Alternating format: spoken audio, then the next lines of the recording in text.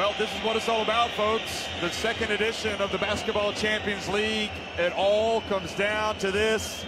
A crazy atmosphere in one of the real heartlands of basketball here in Greece. I'm Jeff Taylor, joined by Lloyd Gardner.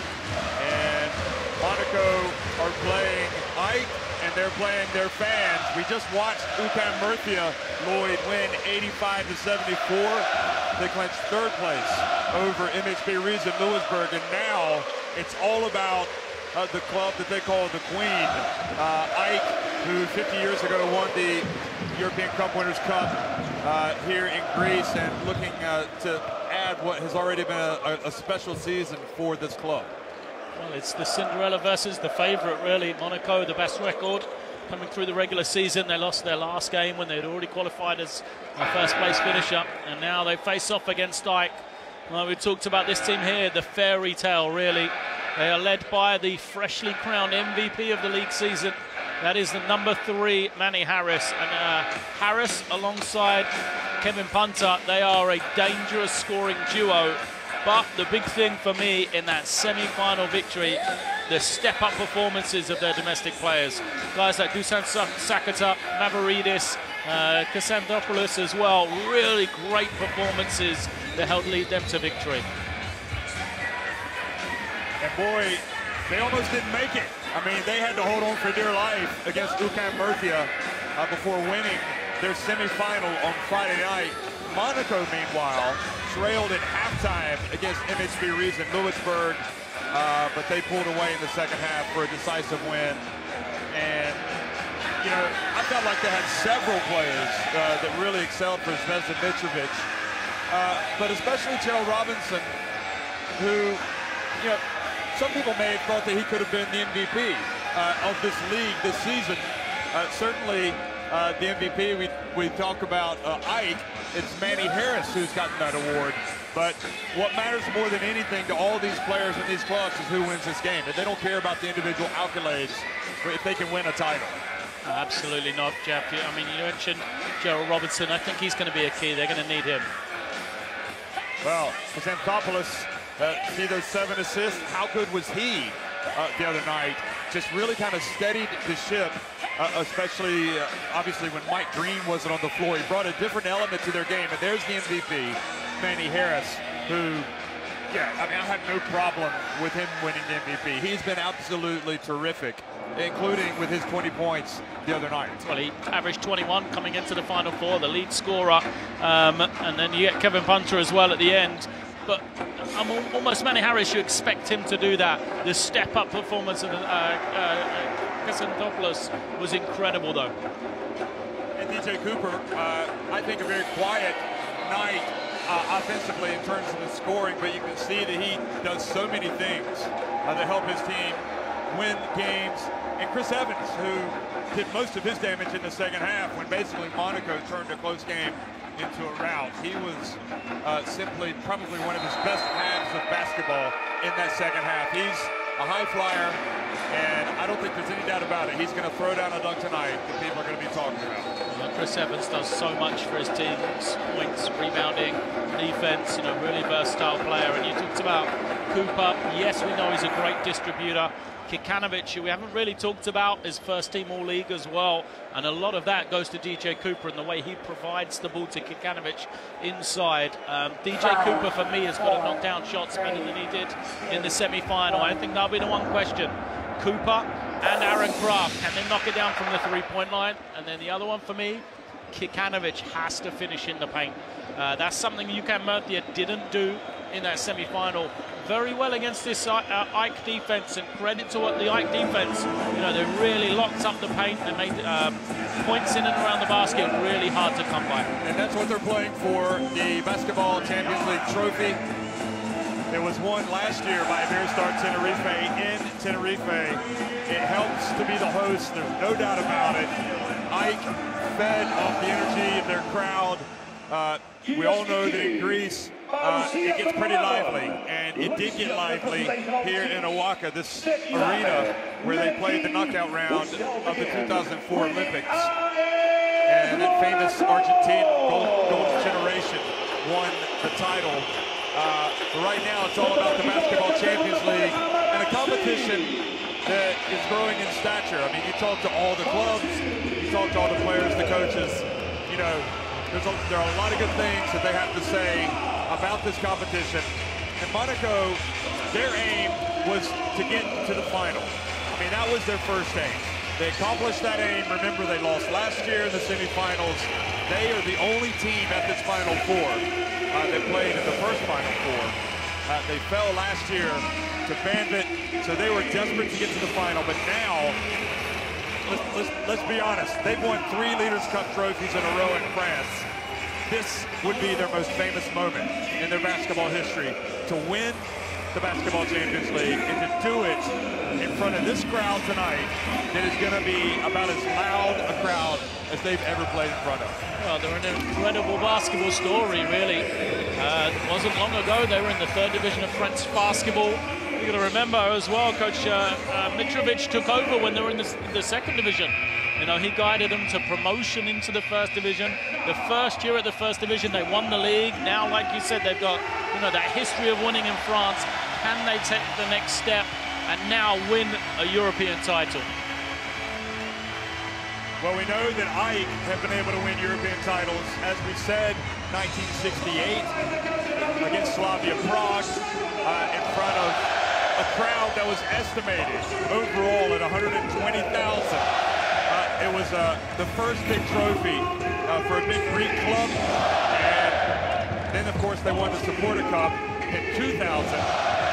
This year, their football team has already won the league. It's been a great, you know, they've won the Greek Cup. Interestingly, they're going to go into the playoffs not as one of the top 3 or 4 teams. So they've still got some work to do in that regard. But if they get a win tonight, they're already assured of winning a double. And that's impressive. Again, we said the Cinderella team, this repeat 50 years after the first European title, but it's another club. 7 years ago was their return back to the 1st division. They were relegated into the 2nd tier of Greek basketball, but I mean, just what an atmosphere in here. What a story it'll be to either of these 2 clubs. And remember, as you look at this incredible scene here tonight in Athens, in the 2nd edition of the Basketball Champions League, the 2nd Final Four, AEK had to get a 3-pointer from Dusan Sakota against Mini Bayreuth in their last regular season game in the final couple of seconds to advance to the playoffs. And then they had to overcome a 10-point deficit to beat Ches Nimberg from the first leg, and they did, getting a Kevin Punter late 3-pointer. The referees tonight, Alexander Glizic, Tomas Jasovicius, and Martin Kozlowskis from Serbia, Lithuania, and Latvia. So recognition that these are 3 of the best. And I mean, just getting to the Final Four, it's an honor for them, but to do the final, it's one of those things that you want to be able to do in your career. Just like Mitrovic says, I wanted to play AEK because I want to play in this atmosphere. And it might only happen once in your life, once in your career. Well, if you're a competitor, this is a competitive fest like no other if you're Monaco. There's the starting 5 for AEK: James, Green, Harris, Larantzakis, Hunter, same 5 as yesterday.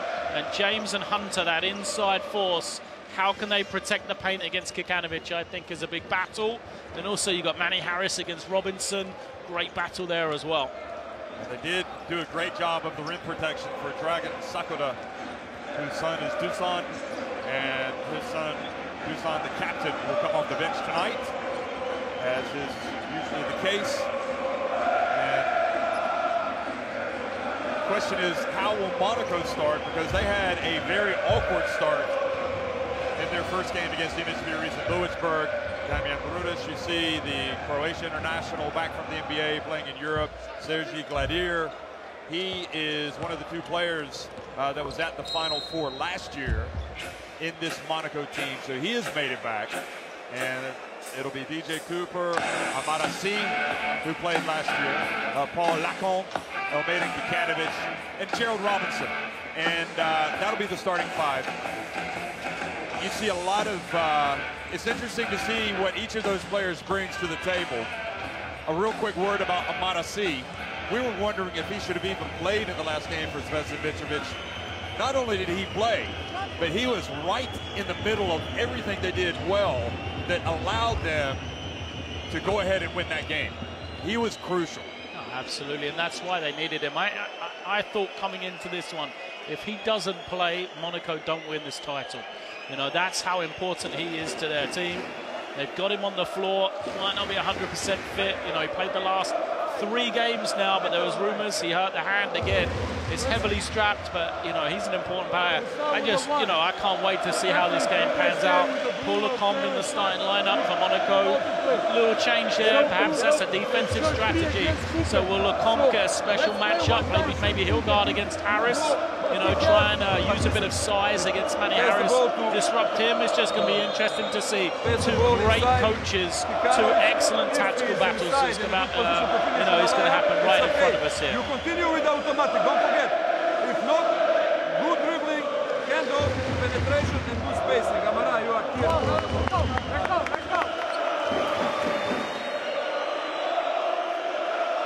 Well, this is what we're going to be looking at for the next 40 minutes or so. And a big question will be, how can Monaco, who, let's be frank, in this type of scenario, they are the minnows. I mean, this is a David and Goliath in terms of the crowd and also in terms of that rich tradition. This, perhaps, if they win this game, their status in European basketball goes up a significant notch. It's a step for French basketball as well.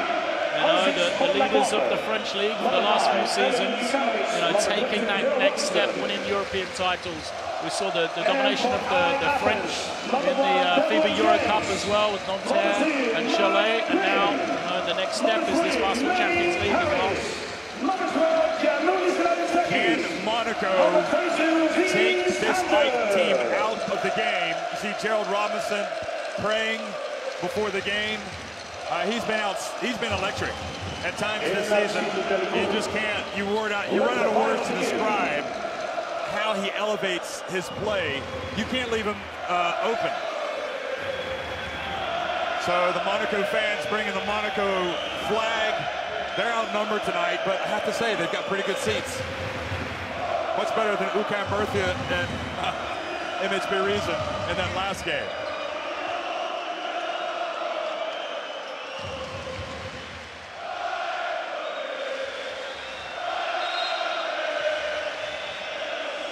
Good evening, folks. Welcome to Athens, Greece. This is the Basketball Champions League final, and it is underway. And it's AEK in their black and yellow winning the opening tip, and it is a deafening roar already inside Owaka, one of the famous theaters of basketball. And Vince Hunter starts things off with a rim-rocking two-handed jam. Well, when you're on the road, the good start is important to try and take the crowd out of it. That was anything but from Monaco. Huge breakdown defensively on the first possession. Kikanovic, who hails from Bosnia and Herzegovina, draws a foul from Hunter, who had his foul issues in the last game, and he won't want to give away fouls like this. It's a cheap one. He's got to get his hand. He's got a flat hand in the back. Referee's going to call that as a foul all the time. DJ Cooper has played professionally in Greece before, so he knows what this is all about. And the pass fumbled away by Kikanovic. He couldn't get hold of it. Well, Mitrovic wanted this. He's got it, and he's staring on from the bench, wondering how his players are going to cope. Green drives in for the layup. Well, Monaco's so worried about the threat of Manny Harris. Lecomte is camped out on the weak side of the floor, you know, denying him the ball, and that's twice. First time the roll, no one there to picking him up. Second time the penetration, no help whatsoever. They're going to try and stop Harris from getting any sort of look. Lecomte not able to make it, and Hunter flies in for the rebound. Manny Harris from Motown gets it to the corner, and the three-pointer from Larantzakis, Yanolis Larantzakis, the Greece international. Lead's got to 7. I think one more basket, we'll see a timeout if Monaco don't score here. The miss. And now Mike Green, big game player, played college basketball, and Butler, a Butler Bulldog, Larantzakis. I don't know about you, but I can't hear myself think right now. Manny Harris pulls up, gets blocked by Lacombe, who's known for his defensive toughness. Well, I gotta say, you know, I thought Lacombe defensively was brilliant in the semi-final. He's out there guarding Manny Harris. That's his assignment. Harris puts it up, and again, a hand in the face from Lacombe, who played for Strasbourg last year.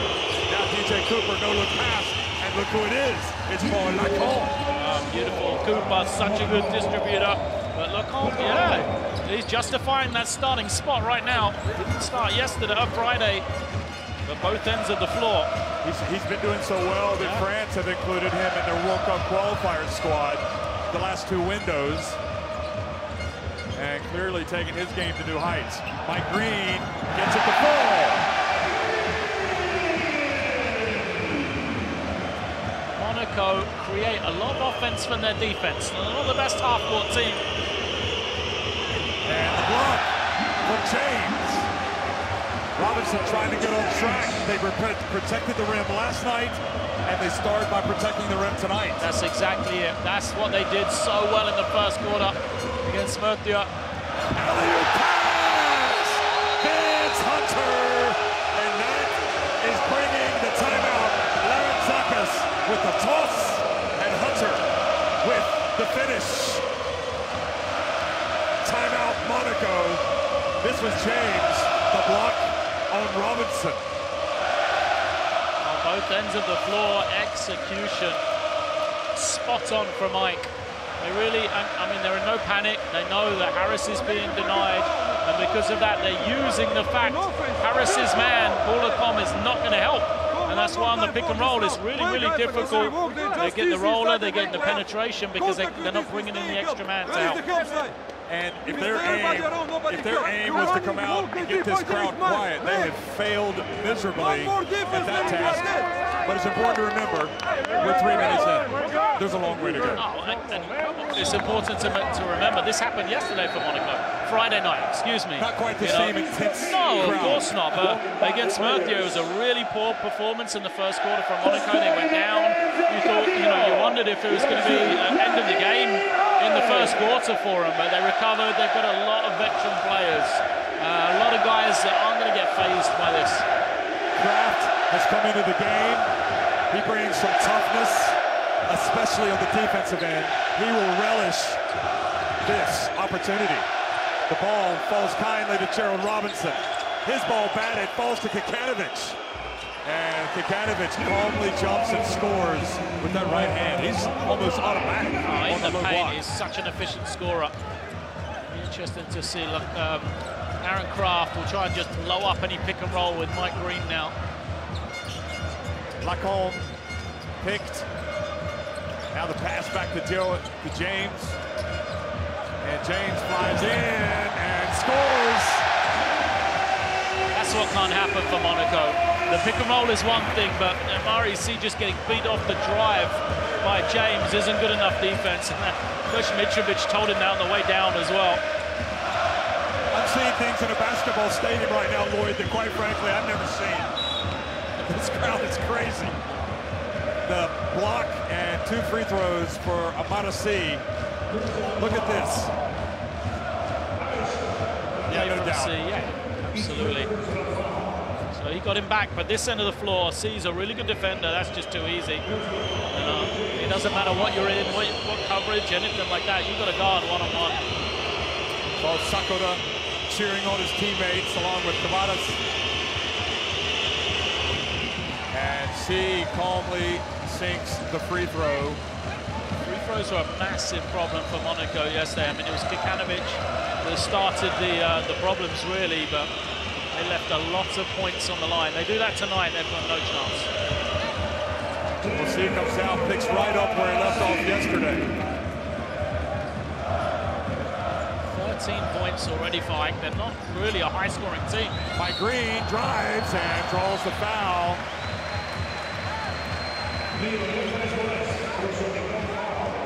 Going right at Eric Kraft. Just didn't quite get in front, Kraft. Green did not have a spectacular game on Friday night. He was solid, and he certainly has the capacity to go out and win a ball game for you. Please respect us. Okay, so you can see that Glizic is the referee tonight, the head ref, who is mic'd up. So we're gonna hear some words from him tonight. And you can't see it, but Mitrovic out of the screen is really shaking his head and uttering some words towards the Lithuanian referee.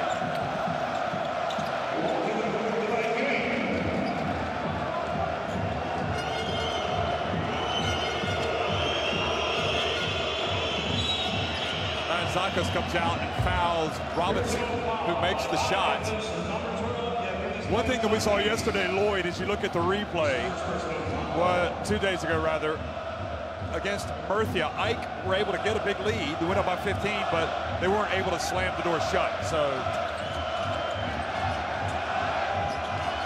Mitrovic looking calm on the sidelines.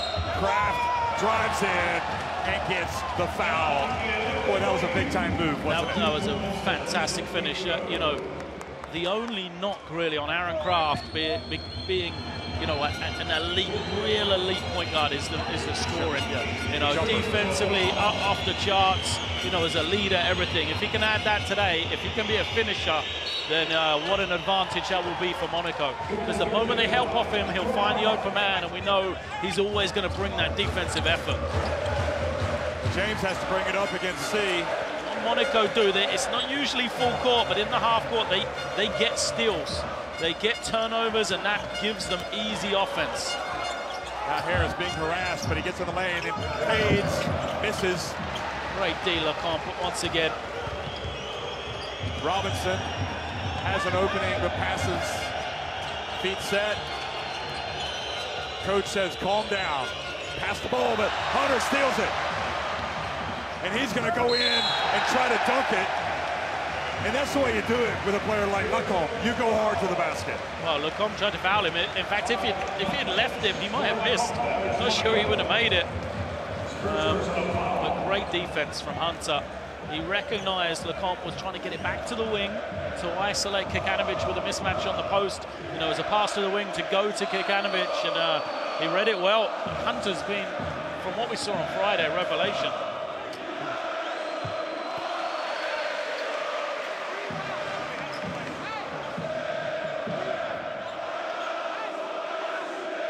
So Hunter has been very active tonight, early, 5 points. And you know he's going to get most of his action right at the rim. He misses the second.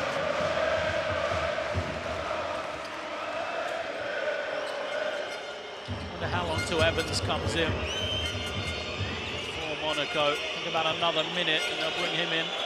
Kraft, well, you said it at the start of the game. If Kraft can hit his jump shots. He's just silenced the crowd in here. Kraft comes off, and you have to give him this. I mean, Kikanovic is such a good roller, and Kraft will find him that, you know, they know in order to play Monaco, you've got to let Aaron Kraft beat you from the outside, and that's exactly what he's doing. So Sakura takes a timeout. Oh, the net. It's not a timeout, okay. yeah. Okay, sorry. No, so the players have gone to talk it over because we've got to get the net fixed.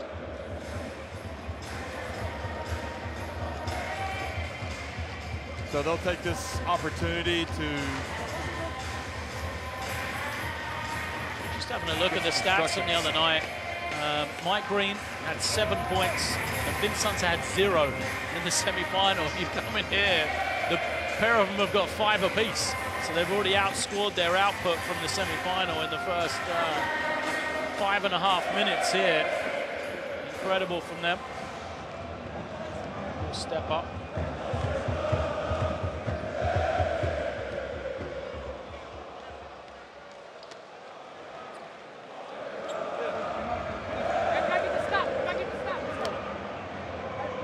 So you kind of felt like Monaco were starting to make a little bit of a move here and get the momentum. So in this type of situation, who does this benefit? I still think it helps Monaco. Yeah, they've recovered a bit, but it just takes the energy away from AEK, takes the energy out of the crowd. Well, if you can take the energy out of this crowd, but that's where it came off, like the net. It's a quick fix, but... It's interesting, even though we say it's an intimidating atmosphere, it is, but it's the type of atmosphere that the Monaco players want to play in. I said it, if you're a competitor, you like this. This is what you dream of. Prince Albert II of Monaco on the left, and FIBA president, or Turner Demirel, the former Turkish Basketball Federation president on the right.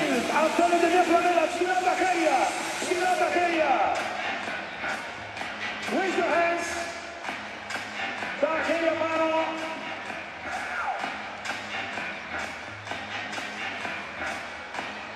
If you want a t-shirt, just raise your hands. After the Nibrella, Silata Kenya.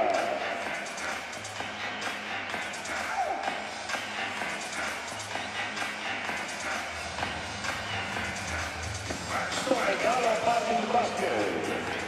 Παντζινέκης από την Σλοβενία. Οι χορεύτες της Μίδοντας από την Λιθουανία.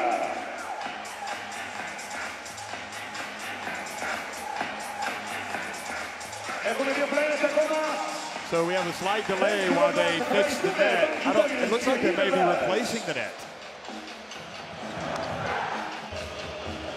4:44 remains in the first quarter, which I suppose in a way, if you're neutral, or if you're a fan here in this arena, you don't mind because you're enjoying yourselves. This is a crazy, crazy atmosphere. I know in Belgrade they've got some crazy atmospheres, Athens, Spain, but I'm not sure anything's as crazy as this. It's a special atmosphere here, you know, the way the players connect with the fans as well. When you've got to consider, we talked about those step-up performances off the bench of the AEK players. We talked about Chrysanthopoulos, Mavridis, Vasilopoulos, and then Sakata as well. Well, three of those four, not just born in Athens, but in Marousi, the suburb of the OAKA here in Athens, and then Sakota grew up in Marousi, even though he wasn't born here. You can see Theo Papaloukas watching, and behind him, Dino Manigan. Theo Papaloukas, one of the key men and the all-time greats for Greece at Eurobasket 2005, led that great comeback against France in the semifinals, and then Greece won the title, and then he pulled all those strings against the USA at the 2006 FIBA Basketball World Cup in Japan. So now watching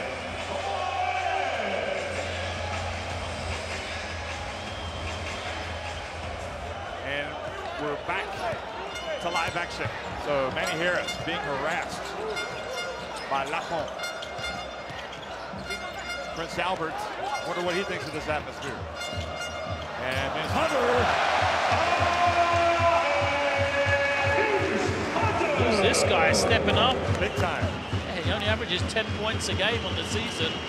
Up to 7 already. I remember he was great last season. Here's Robinson.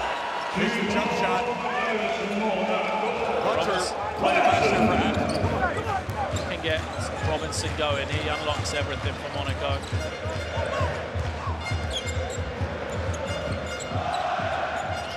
James drives in and fouled by Amarasi. Using a crossover. A bit unconventional. We don't really see AEK just isolating one-on-one like this, but they obviously like that matchup. James blew past C earlier in the game. Now he's gone at him again, as we see Robinson on his pull-up. Evans will probably come in from RAC soon. He's got to make his free throws, though, and it's not something that he has done. There's a little conversation between James and C. I'm not sure if it was friendly or not. I couldn't quite work it out. Delroy James, the brother of Sean James. Absolutely. That's a basketball playing family. Yeah. Makes both. It's a one-on-one battle between those two in the front yard. And here he is, comes up with a steal, gets it to Green. Manny Harris on the break, puts up a three. Long rebound by Kraft. Gets it to C, and he hands it off to Robinson. Robinson's dangerous in transition. Kikanovic, oh, he does miss. We don't see that often. Now C gets it after Larantzakis misses, doesn't get the rebound, but then Harris gets the miss from C.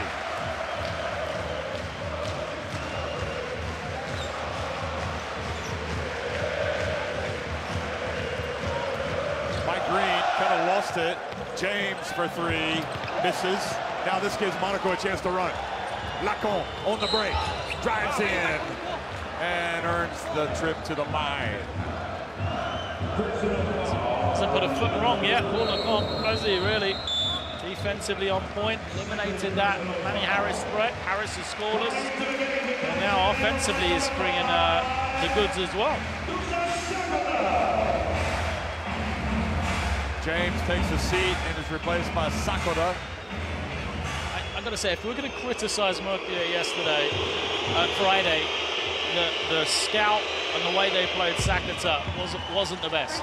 No. We know he's a great shooter with his feet set, but in the post, he likes to go one way, and it's not particularly good off the drive, but they gave him everything he likes.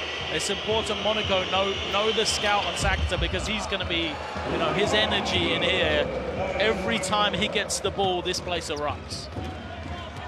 Also, Chris Evans has come into the game for Monaco. Keep an eye on him. Number 23, he's guarding Sakura. Hunter.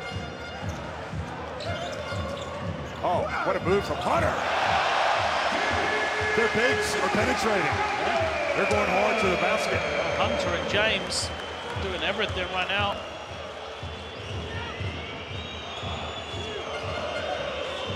Lacon. Back to Kikanovic. Lacombe on the baseline. Sakura with the board. Another open shots, but that's two in a row. That mid-range area, tough shots to make. Zakis back out to Green, steps into it. Good! Mike Green. The Basketball Champions League final. 2 minutes to go in the first quarter, and it's Ike. Up 9 on Monaco. Robinson, no look, wide open. Evans, count it. Beautiful offense of Monaco. Patience, unselfish, speed, penetration, everything. And if you'd said to me, end of the first quarter, it's going to be Green and Hunter leading the scoring for Ike, you'd think it would be a struggle of a first quarter. Larantzakis with the little runner. Now Robinson. Hunter goes down hard. They're going to have numbers here. Kikanovic wide open. Alley-oop. Nope, he's going to catch it and shoot it.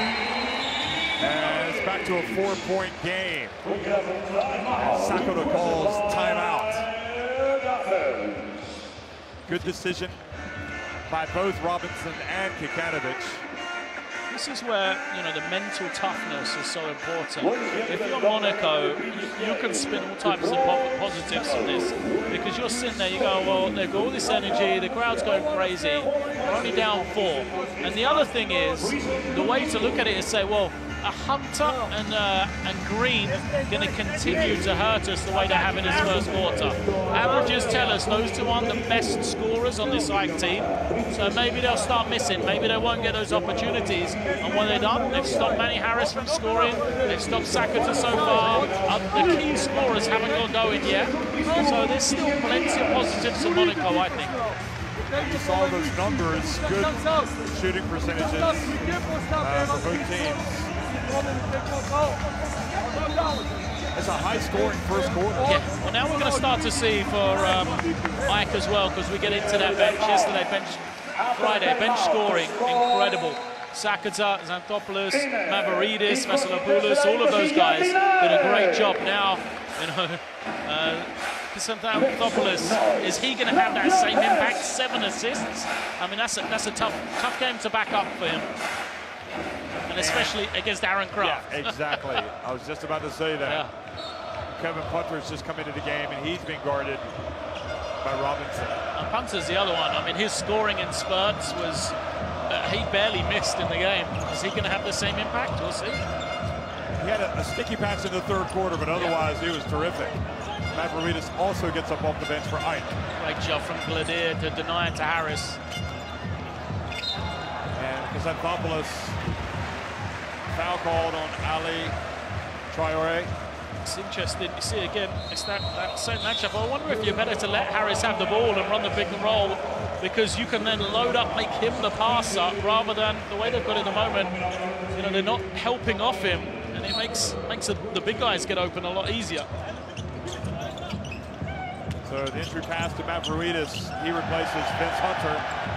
Traore didn't play the semi-final, out there now. Great experience he has. Hunter under pressure. Wow. I mean, what more could you do defensively? What a shot from Hunter. Three-pointer.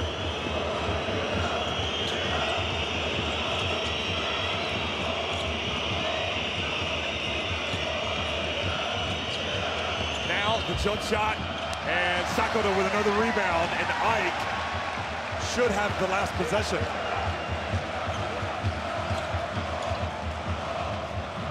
Oh, Kraft almost snuck in there and got that ball. Final 8 seconds of the first quarter. Kazanthopoulos goes behind the back. Mavroidis, a little push shot. Mavroidis, it ain't pretty, but it sure is effective, isn't it?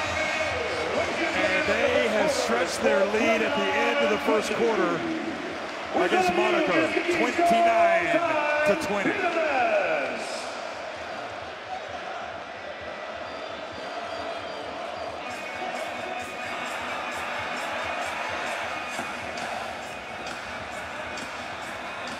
So the shooting numbers, Ike with 3 threes, 8 of 12 inside the arc. Monaco, 6 of 12 inside the arc, just the 1 3, and they're perfect at the free throw line. Just incredible offense for Ike, everything working. It started with that play right there, and it kind of set the tone, didn't it? I mean, they haven't hardly put a foot wrong. No, yeah, the way they've been able to execute tells you they were ready for this game. Seize the day. It'll be interesting to see if there's any adjustments from Monaco. You know, if I'm Monaco, I still think they can do a slightly better job of making other guys beat them.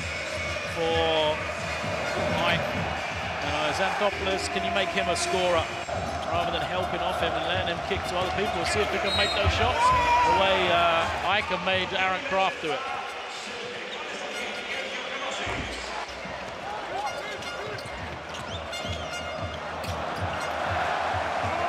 Certainly the big surprise has been the fast start by Vince Hunter.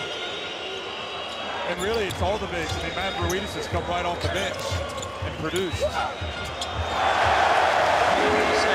Hunter, Green, and Laranzakis.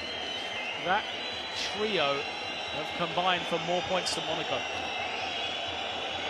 You just wouldn't have believed that, would you? No. Start of the game, you'd have thought Hunter and Harris have to do everything. Harris, looking up at the scoreboard, he's got zeros. You know, it hasn't really affected the scoring, or hasn't affected the scoring at all. 0 for 4. So second quarter underway here in Awaka, in Athens. Gerald Robinson open for 3. Mavroidis, a real battler, gets in there and gets the rebound. Another of those Greece internationals, Mavroidis. Robinson almost intercepted that pass. Mavroidis gets rejected by Ali Traore. Sakoda takes it out. Shot clock down to 3. Puncher's got to put it up. He's not going to make that one. That was an air ball. And drive down low. The ball batted out.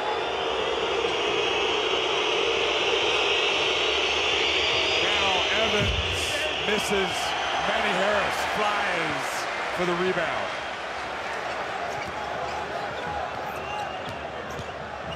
Manny wants to celebrate getting that MVP award, but hasn't been able to make a shot yet. The defense has been very good on him. I mean, that's such a tough shot to make. He can make them, but, you know, that's what they got to force him into those tough ones. Now, Xanthopoulos fouls Aaron Kraft. This would be much better offensively. I mean, he missed the last one. He knows they're going to give him the shot, and if he can provide that punch. That was a great job there from Ali Traore.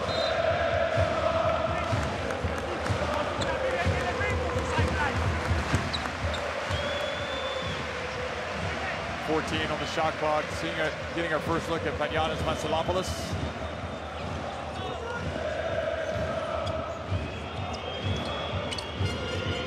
Hunter tries to stay with Robinson, but he just had a little bit of daylight.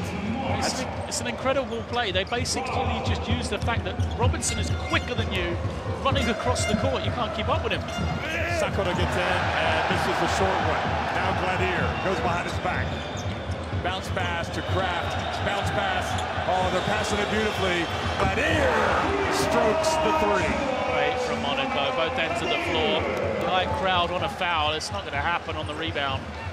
Mavridis gets moved 6 foot from a touch from Gladier. Bounce pass, beautiful play. And Traore comes in and says, you're going to have to go to the line to earn this. Mavridis, we've seen him going hard to the basket in this Final Four. Look at Gladier with that sweet stroke. He got it working in that first game as well. Of the Final Four. Time and space like that, he's such a good shooter. You know, he's not as good if you take it away, you make him dribble, or come off cuts, but if he has his feet set, he is a tough cover. Troy makes the foul. Mavridis, you know, he's in the best free throw shooter, 64% on the season. Takes his gamble, didn't he? Troy fouled him, saved his team a point.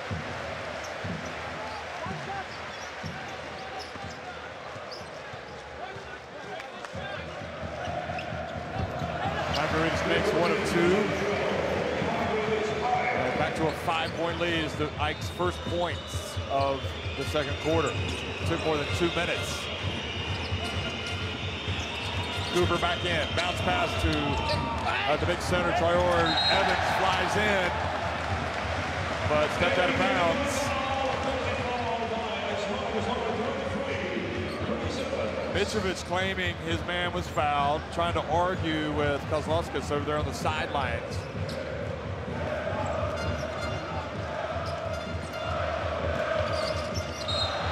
Xanthopoulos fouled by DJ Cooper. The hand check.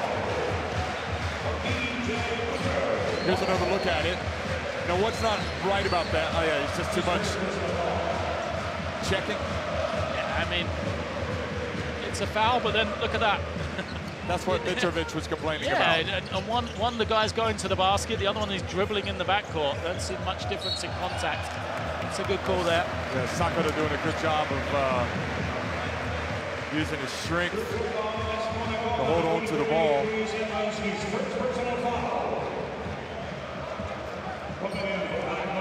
Force into his left hand in the low post, Sakata. He's got a nice little running hook with the right. Going back left, it's always a jump shot. Spins, goes hard, and missed the shot. That's it. I mean, that's, again, he gets a good look, but it's that way as a lower percentage. And then DJ Cooper just takes it all the way to the rim. The Monaco faithful get up on their feet as their team draws to within just 3 points. That's what we said we need from DJ Cooper if Monaco are going to win this game. Some scoring. Didn't get it going on Friday, but he has that quality. Former MVP of the French top league. Oh, Xanthopoulos looking like a magician. Doing what Cooper does. Bounce pass to Ali Traore again. This time he makes it. Great stuff from Cooper. Pinpoint pass. God, masterclass both ways right now.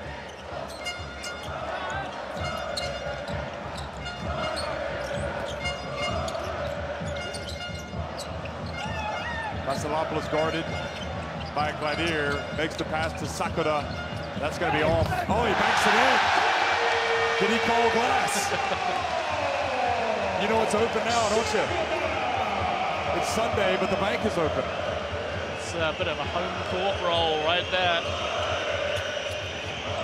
And the pass off the hands of Traore. And punter flies in and gets rejected by Lacombe. What a block. Sakura follows but misses the layup. Boy, he's got to finish that. Now Evans drives in and earns a trip to the line. And you are talking about a 5-point swing. And that's it. I mean, Sakata is a great player, but Evans did exactly what he had to do. He makes him put it on the floor. He makes him finish over traffic, which, you know, that's not what he does best. What a block by Lacombe. Yeah. That was Kasanthopoulos' drive. I mean, that block by Lacombe has to be one of the plays of the season. Yeah, absolutely. That's the bank three. But again, you can't knock the defense for that. What Evans did, absolutely spot on. Oh, boy. I don't know how they came up with it, but in the end they did.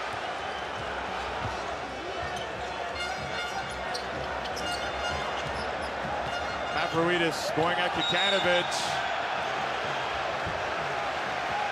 Kikanovic whistled for the personal.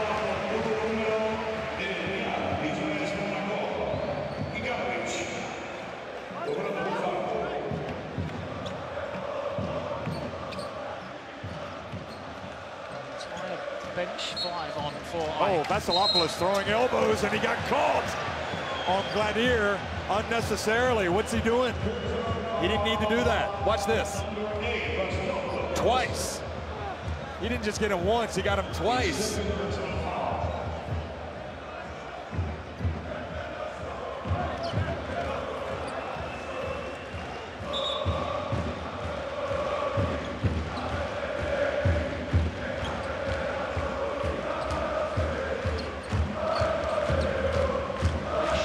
Both teams over 50% or over.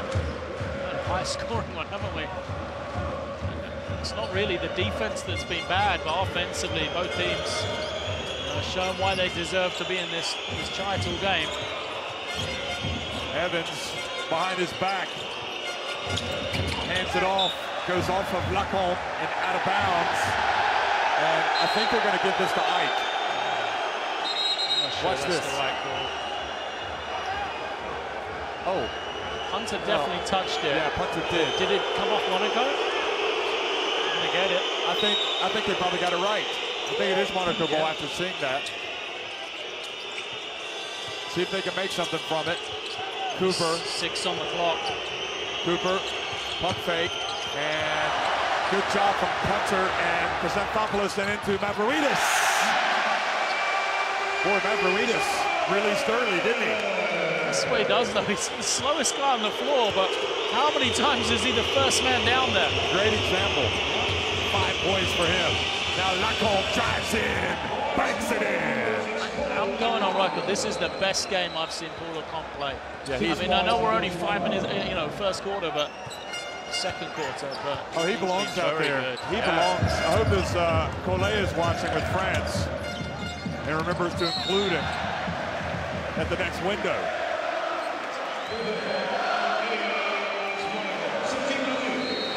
Manny Harris coming back into the game. That was the foul that was called on Gladier. Gladier goes out. Good minutes from him. And that was the time that Mavroidis hustled down the floor. Look at Manny. Manny! He's loving it. Player turned cheerleader, and there's Lacombe, who's just been arguably their best player on both ends. He's got 6 points, but defensively as well. He's got 6, and Manny Harris has 0. That was his matchup early. Got the big block.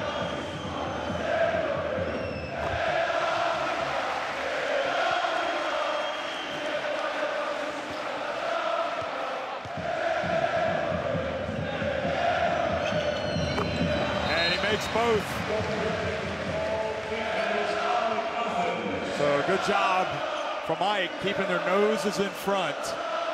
But Monaco as well, not caving in under the pressure of this intense atmosphere. Look at that. So exciting to have it. We had the Final Four in Spain last year. This year, we've got it. And another hotbed of basketball in Athens. Gerald Robinson. Back to Kikanovic. Then it goes out of bounds. Damian Rudic. How do you explain that? He just wasn't ready for the pass. Yeah, I thought he was thinking Kikanovic was going to shoot it, and probably should have, really. We saw he has that range on Friday. So he's going to come back in.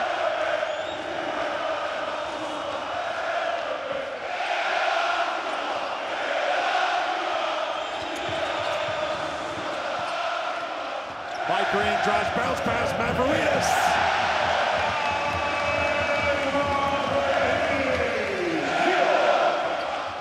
It's getting louder and louder as AEK push their lead back to 8 points.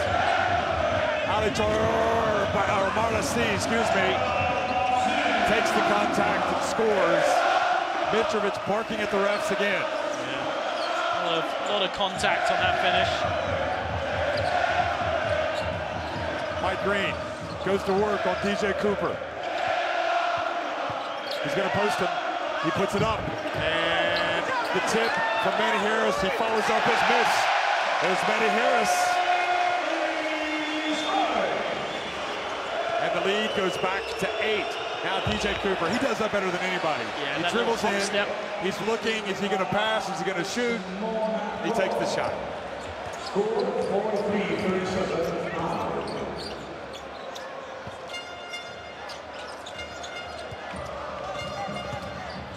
Manny Harris, now DJ Cooper steps in front of the pass. 3-on-3 break, Amadasi, and he draws the foul. So Amadasi will go back to the line. D from Cooper. I think that's such an advantage, and we saw Monaco, that fourth quarter victory, or the fourth quarter spurt they had in the semi-final, all about their defense. They took a team in Ludwigsburg that only turns it over 10 times a game and got repeated steals, easy run-outs. That's something they did there again. Cooper and Aaron Kraft, both top 25 all-time in the NCAA in career steals. So both of them, one after the other, puts pressure on the ball. Very good, taking it off and running.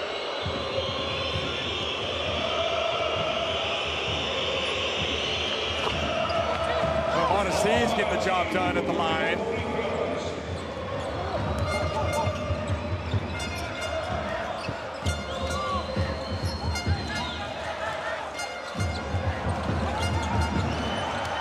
Sakura. Now Kevin Punter. Boy. Good defense. Robinson crosses midcourt, goes between the legs, gets it to C, then the ball knocked out of his hands. 2-on-1 break. Green goes all the way. What a finish. What a finish.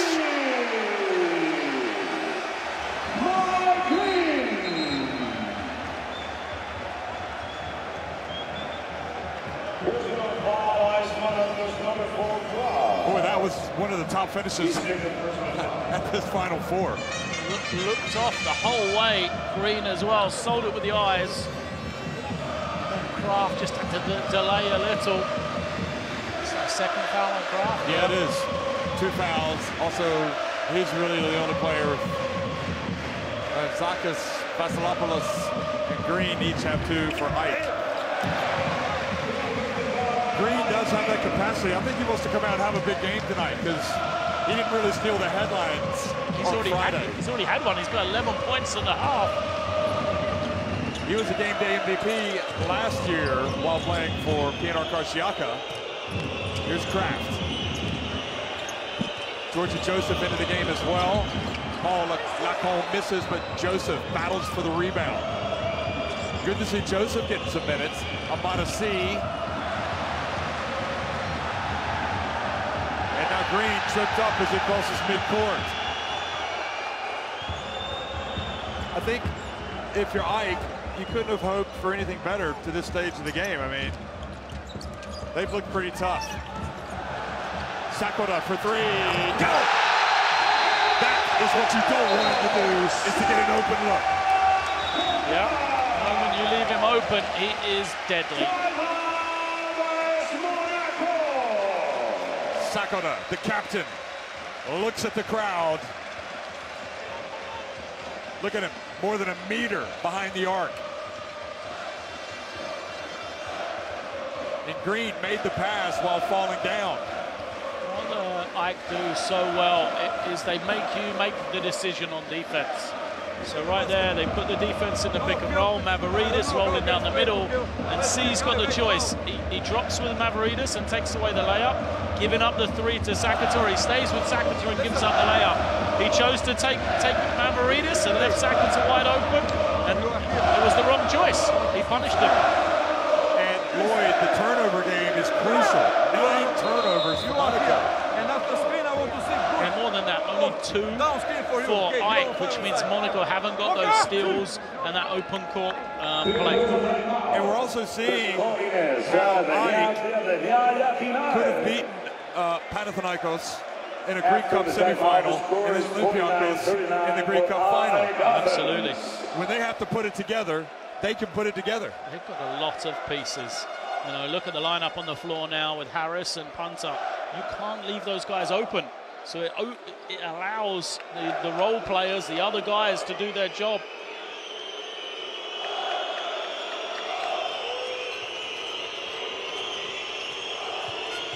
Ten on the shot clock. About 1 minute and 20 to go in the first half. And Punter called for a little bit of contact.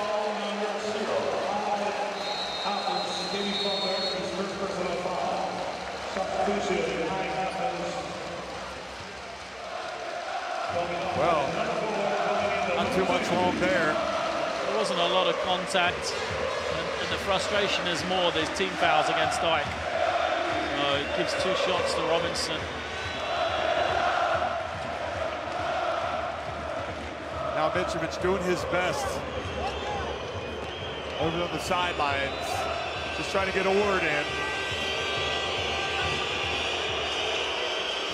And Robinson sinks both. I mean, you're talking about a good defensive team here. Monaco and AEK have 49 points in this first half.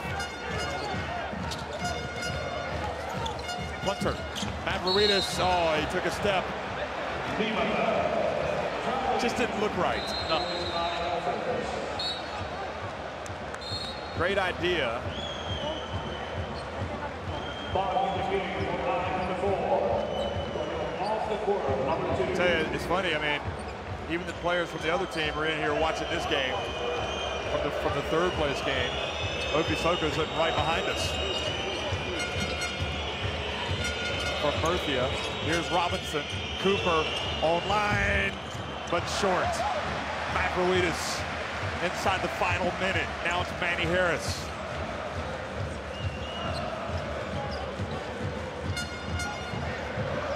Harris brings it back out. Sakura.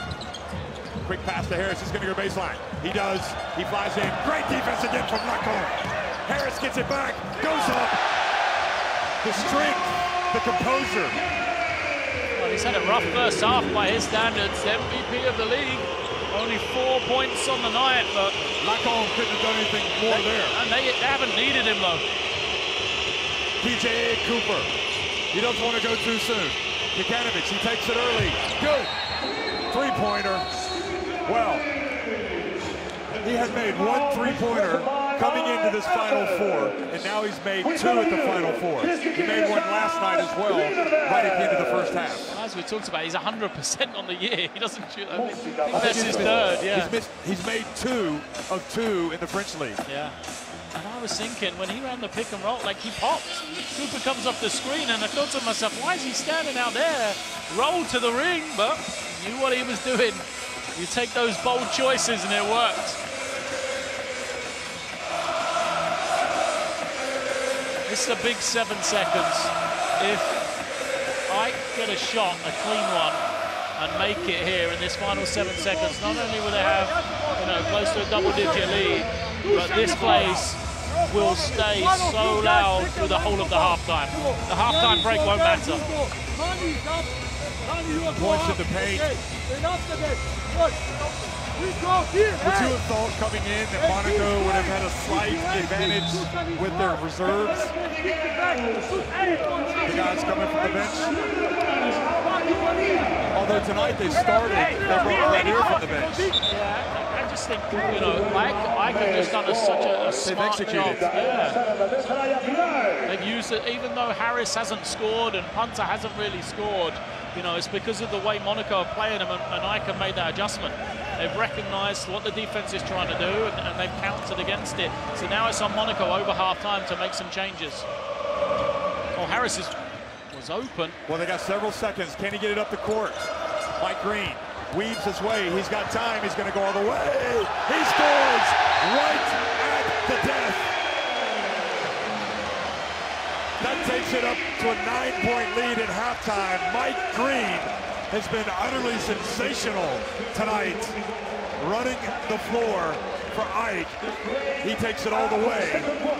He's a big game player, and Ike, the referees are going to check and make sure that he got it off in time. There's no question, right? Yeah. Easy. 0.8. See that? So Glizic goes over, and they've counted it.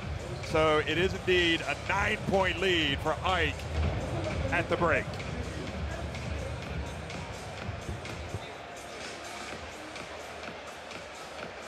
Well, the stats are going to come up, and what we'll see is just insane percentages. Ike, look at that, 5 of 8 for 3. 15 for 28 from 2. Monaco themselves have shot it well, but barely a rebound, and then 7 steals. The steals and the turnovers, that's the other thing we've talked about. 9 to 3 on turnovers. Ike haven't coughed up the ball. They haven't created those easy points for Monaco in transition, but actually they've done it the other way. They've got steals, they've got deflections, and they've run in easy points. Kikanovic only 7 points, but we know he can put up a big number. Green, with that basket, has 13. James with 2 steals and a block. And Hunter had that great first quarter. Mavroidis has come in and contributed. He's got the 7. Lacombe has been, I think, probably their best player from an energy standpoint. He's had a tough assignment on Manny Harris, has done a pretty good job. And he had that utterly sensational block in transition. But you know what? Let's go back to last night. After Monaco won against Image Ruiz in Lewisburg, the question was asked, who do you want to play in the final to Mitrovic? And he said, I want to play Ike. Well, be careful what you wish for. Absolutely, yeah. And the thing that surprises me, you look at Monaco, they've played well offensively. Kikanovic has 7 points, he's 3 of 4. Other guys have all stepped up. The Con 6, Robinson 6. They've got guys going. It's just the other way. Mike Green, 13 points in that first half, 5 of 6 from the field. And then, not even Greeno on his own. Hunter, 9 points, 4 of 4 from the field. Mavroidis, 7 points. And that's what we talked about, before the game. I said the step-ups. All right, going to get those step-up performances they had from other guys in the semi-final. Outside, we know Manny Harris, even though he's got 4 at halftime, put 15 in the book for Manny Harris. That's going to happen. He's the MVP, we know that. Kevin Punter's got 5. He'll end up with 10, no problem. But outside of 25, where are the other points coming from? And my question was, wouldn't Ike get the same performances from Sakata, Mavroidis, Vasilopoulos, Xanthopoulos, and they have. I mean, it's Hunter, who we didn't even kind of talk about. He's stepped up. Green, just great team basketball from Ike. Well, you know what, Ike, let's go back. Regular season, certainly had to pull out stops at the end just to make it to the playoffs. And they have proven, time and time again, really since that last regular season game against Midi Bayreuth, that in the big games, they seem to be able to put it all together. Oh, knockout games, we know. Greek Cup champions, like you said, the run they went through. It's not like they had a cupcake schedule. They went through it. Now here in the Basketball Champions League, I want to say they turned up and they've beaten the third best team in Murcia. They played really well. And again today, it's not Monaco playing badly. This is just AEK being at the top of their game.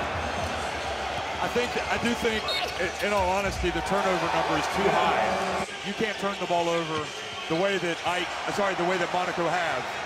And that's the AEK defense, though. But when they have turned it over, yeah, AEK have been able to really break as well. So you're right. I mean, they're turning it over because they're being forced into the turnover. Yep. So we're going to take a short break. Again, we're at halftime of the final of the Basketball Champions League. It's AEK on top of Monaco, 53-44.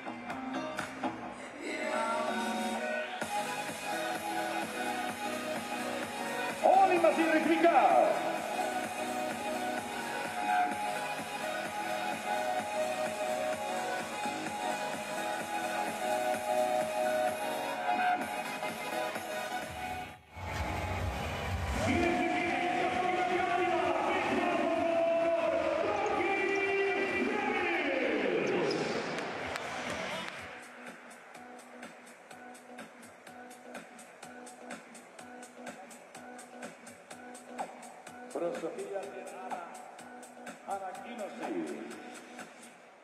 Βρέθηκε μια ταυτότητα.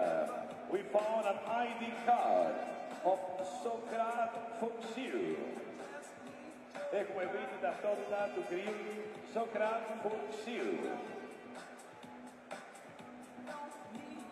We can request Mr. Sokrat Fuxiu to contact the organization to retrieve your identity card. Thank you.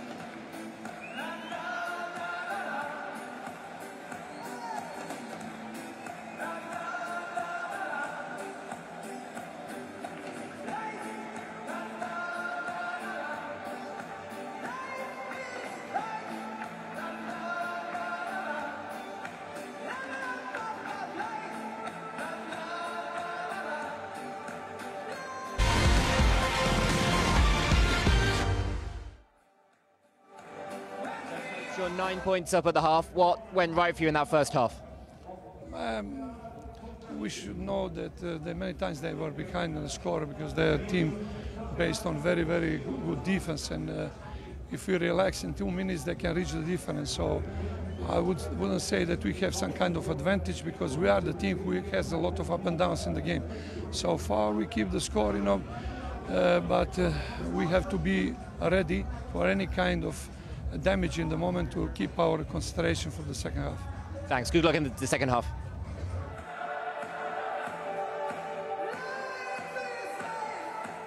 So, Coach, you're 9 points down at the half. What do you need to change in the second to get back into this? Definitely defense. Our defense is disaster. The worst, especially first quarter we play, I don't know what we're playing. They score everything they want to do. We play absolutely without any defense, and after we some make crazy decision in offense, lot of turnovers without nothing, some running fast break, just to lose the ball. Okay, I hope the guys they wake up in the second half, start to play good defense, and to make better results for us. But this way, how we start, how we play defensively, we are really, really, really bad. Good luck in the second half. Thank you. Ladies and gentlemen, don't forget the two contenders in the final. AS Monaco, which was founded in Well, that is the trophy that Monaco and AEK are gunning for, and right now, you have to say AEK, well, they don't have one hand on it yet, but they're looking pretty good bets if they can continue what they're doing. The word disaster was used by Coach Mitrovic when asked about his team's defense. So still 20 minutes to go, and certainly Monaco have trailed before and come back and won a lot of basketball games. They're going to have to do something tonight, and you think they better get this ship moving in the right direction here at the start of the third quarter. Well, it was interesting for me how quick Monaco were out of the locker room, and that tells me a bit of a fire was lit by Coach Mitrovic, and he believes his team knows the game plan. It's not adjustments they need to make, it's the execution of those adjustments. So we'll see. We know that Monaco can do that. On the semi-final, they had a poor first quarter, and they made a lot of differences. They became a team that in the fourth quarter just turned the game on its head. Got those steals, got fast breaks. Really changed the way the game was. So I think they can do the same here. The question is for AEK, you know, as well as they play, they've scored 53 points, but they're only up 9. So, you know, they've got to go. They still got to have a second half performance, because if you're going to say Monaco can score that again, no problem with the firepower they have, there's still a lot of points AEK have to score and able to get a win.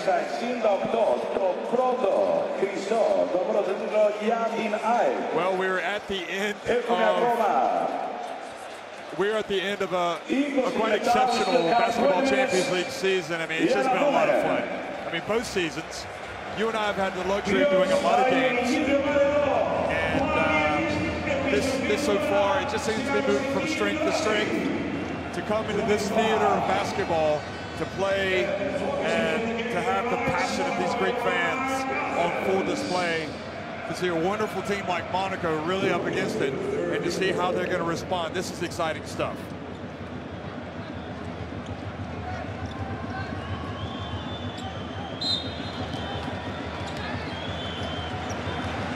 We are underway. Start of the third quarter. AEK looking to extend their 9-point lead over Monaco. Here in the final of the Basketball Champions League in a trap. And forcing almost a turnover. It's that aggressive defense we saw on the pick and roll on Friday. Kikanovic jumping out. And you said it, they were out of the locker room quick, Monaco. And the coach said, we got to start playing some D.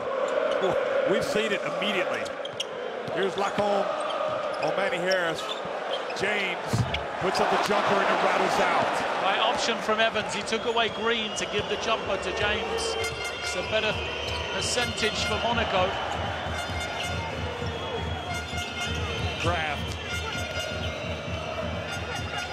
Back outside to Lacombe. I think if you're going to give somebody from Monaco the jumper, you might have it to him as well as Kraft. Here he is making the tough pass. Manny Harris. You know, Manny Harris, maybe he doesn't score as much, but he's doing other things. Vince Hunter comes up for the pick. Now James, he had a look. He's missed his first one. And now Kraft reaches up and gets the steal. He's going to go right at Green. And Monaco defensively much better. They gave up the shot they wanted rather than the shot that I wanted. So it was Delroy James had the three. That's what they gave up. He didn't take it. We're back to a 7-point lead now. Manny Harris has the ball taken away by Paul Lacombe. Lacombe and Jogan Floor. And he misses the shot, but Kraft trails and scores. Great job again, Monaco. What a recovery out of this locker room.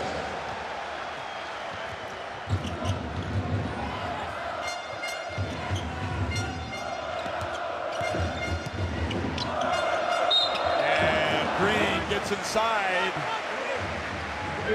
Third foul on Aaron Kraft. Hey, Green is fearless, posting up his opposition, whether it's Cooper or Kraft. He's strong, isn't he? Strong in the legs. Like Green, there we see Lacombe not finishing. Kraft did the follow. He's now gone out. Cooper's replaced him. But we know that's a position that Monaco, you know, as good as anyone, either whoever starts out of those two, but you don't really want to see Kraft pick up those fouls if you are a Monaco fan. So do you think we're seeing Lacombe elevate his game in this Basketball Champions League? Oh, I thought he played really well in the semi-final defensively. Offensively, he was quiet. Didn't play badly, but in this final, been very impressive so far. He's a warrior. He's got the ball now. Now Kikanovic. DJ Cooper, bounce pass, Kikanovic, hands it off. Vince Hunter with the swat on Evans. Good Evans.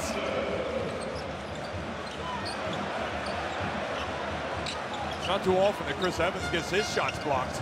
And then James goes in and scores. Steady play by James. Kikanovic kept backing up, giving him the jump shot. He didn't take it. Knew he could get a better one at the ring. Lacombe inside, puts it up and draws the foul. He just does what you have to do. I mean, he is going hard to the basket.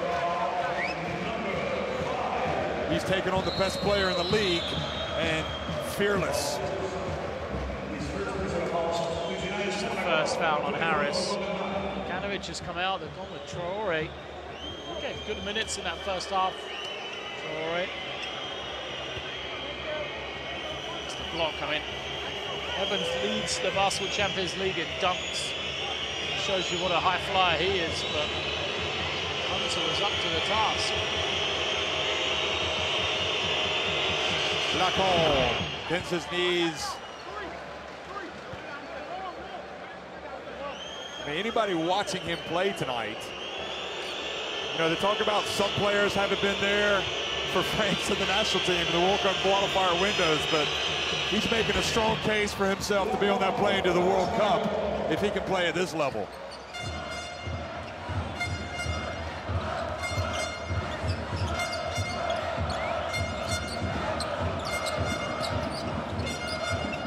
Lacombe with 8 points. Mike Green picks up his dribble. No, there he goes.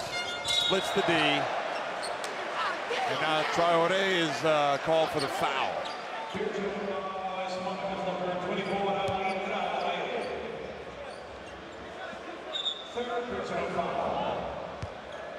Third on Traoré.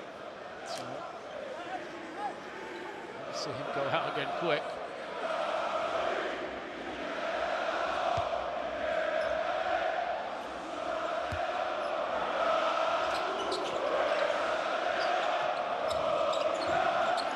James almost turned it over, and it creates an opportunity as Hunter flies in, and another foul picked up by Traoré. Lacombe, I think, is that one. Okay, Lacombe, yeah. It's his second.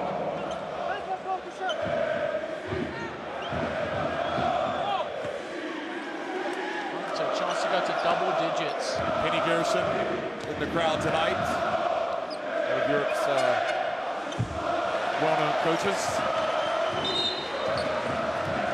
Said the paint protection of Ike before the game, 30 to 24 points in the paint in favour of Ike at this stage in the game. If Monaco want to win, they have to win that battle. Back to 8 points, the advantage.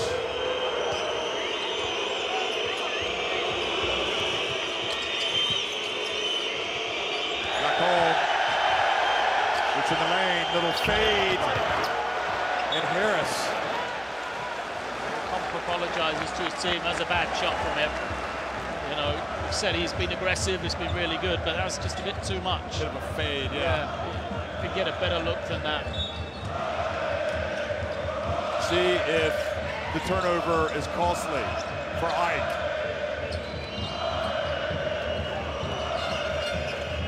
The dump, Traoré. Now to Traoré, turns, puts it up, and scores. Troy lost contact on the move. He had his hand on his face, like just on the bench. He had his hand on his face, and his teammate threw him the ball. Great hands from him. Green to the other end, knocks it out of bounds. Well, we said, Mike Green, he's a great player. He's got 15 points. And still, you're going to wonder, is that the shot that you want to give him? If you're Monaco, it might be. It might be with the way the other guys are. Now, was this a travel? Oh, I think maybe he got away with one. Looked like he possibly shuffled his feet. He was looking for his eye at the time, which is why. Well, these things even out, as we like to say.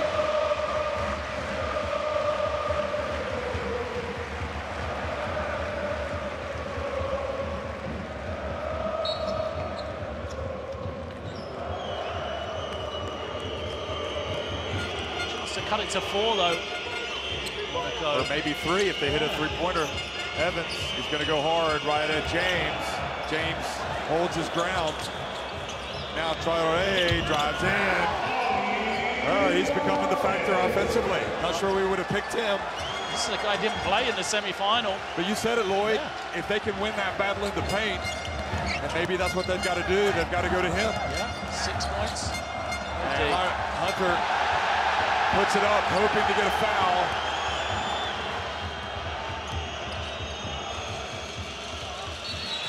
Offensive foul, Traoré.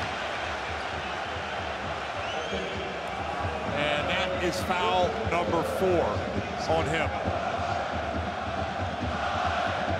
Well, I'm sure he's a big man. And Larantzakis made the most of it. Oh yeah, you know Larantzakis will go down at any opportunity. Traore's got to be a bit more sensible. He gave him the opportunity there. That was the problem. He'll stay out there though with the 4 fouls. Well, you may as well leave him out there. He's playing well. There's Green. And what a strong rebound. Oh, Cooper, it's a foul. Oh, unsportsmanlike, yeah. That Hunter just lost his composure. That's good to see, though. Yeah. He apologized to Cooper. Watch this. You're just not going to get him like a Mitrovic. No. Call for the unsportsmanlike. No, it wasn't. I mean, it was clear unsportsmanlike. You can't grab someone when they're taken off nowadays. Well, if they make the free throws and then hit a 3, they can take the lead this trip down the floor. Absolutely. Now they've got a different lineup as well. Murray C has come in for Traore, so that's going to be interesting. Who's going to guard Mavroidis? But who's Mavroidis going to guard the other way as well? If I'm Monaco, I put Mavroidis in a pick and roll on every offense right now. And the second one is good.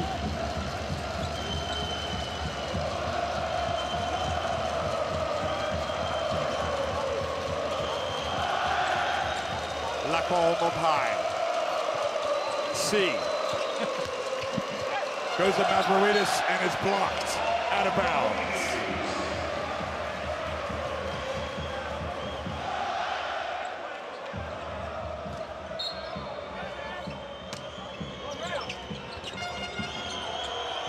Cooper inbounds it to Evans.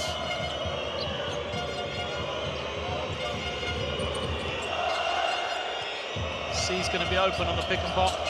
Quick pass back to C, and he does score. I told you, that's the play I'd run all the time. Get Cooper downhill against Mavroidis, and you can't help but see Mavroidis isn't going to be quick enough to get back. The other way, though, this is where he has the advantage if they go to him on the block. Defense picking up for Monaco. James going to go right at Evans. Evans reaches in, and they give the ball. They call the foul on Evans.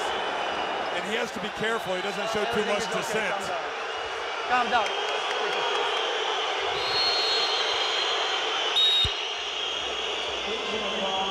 And now Glisic is going to say, don't show me up. Let's listen.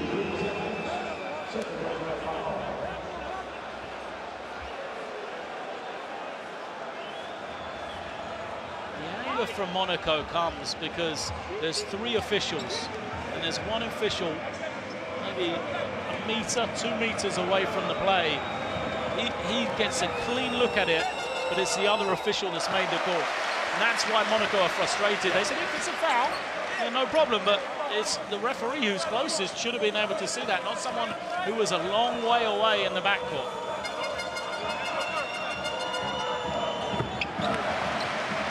James makes the most of it and takes it back to a 3-point lead.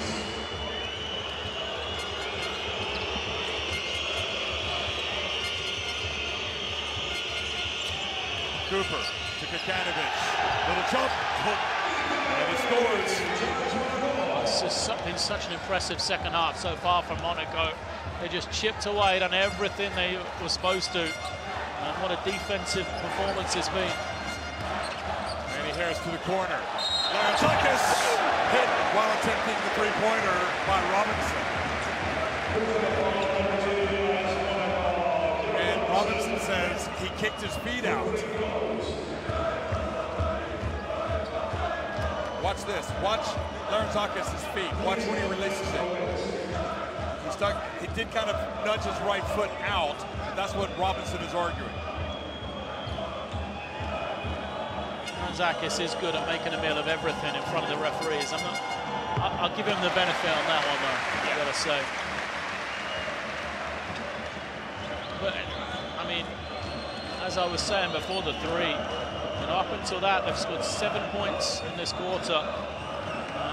Mike, they scored over 50 in the first half, so Monaco just much better defensively in the third quarter.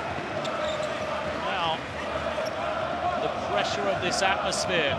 Does it make Ike tight? Every shot will groan when Aranzakis misses the free throw.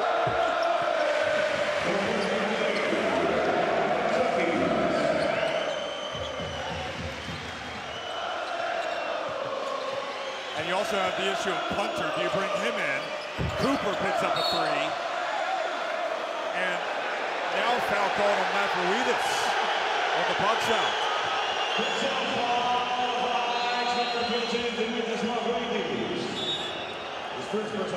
Oh, yeah. Monaco fans certainly say it was a foul. It is a foul. Mavroidis can't just push a man out of it when he's standing still. You can hold your own position, but you can't push someone backwards, which is what he did. Get him in a pick and roll. There you go, Monaco. And now this time C called for the foul while posting up.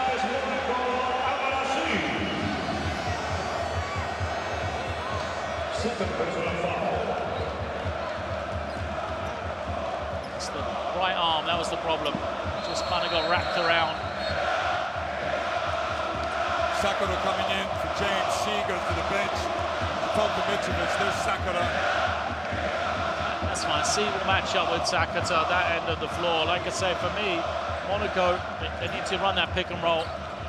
Maybe even get Robinson downhill in a pick and roll against Mavroidis. Green gets inside, backs it in. Back to 5.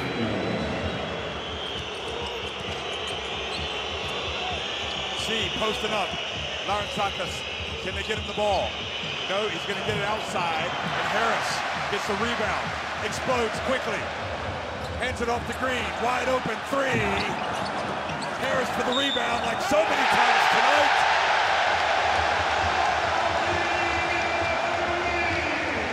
Just like that, the lead goes back to 7 and possibly 8. What is Mitrovic so hot about?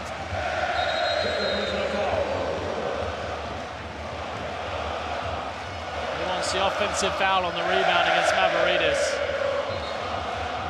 I think Motown Manny getting it done.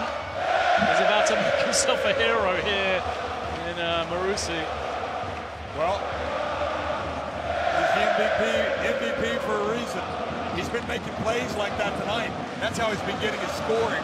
He's only got 6 points. And he scored all of them on offensive rebounds and putbacks.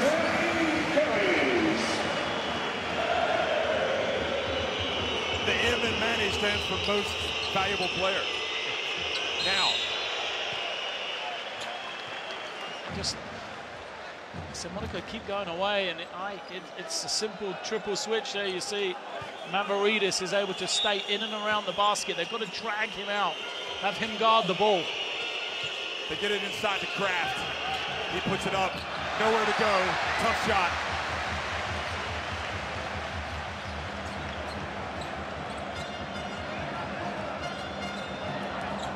Now Green gets in, is tripped up by Cooper.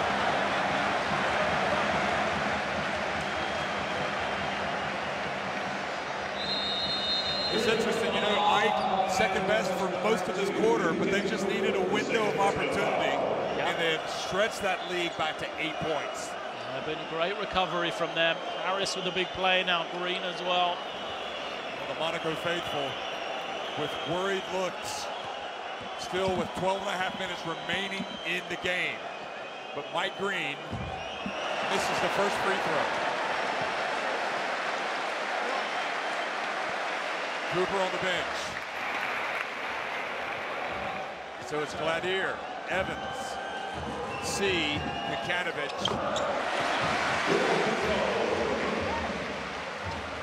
Kraft.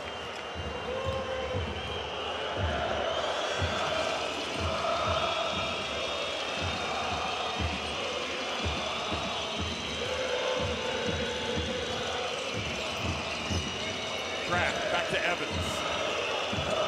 5 on the shot clock. Sakura fouls C on the right underneath the basket. They had a foul to give, so. C is really trying to go to work in the post. It's got in there a lot. you know, hasn't really resulted in points for Monaco so far, but an offensive foul and a turnover. Kikanovic for the two-handed dunk. Massive breakdown.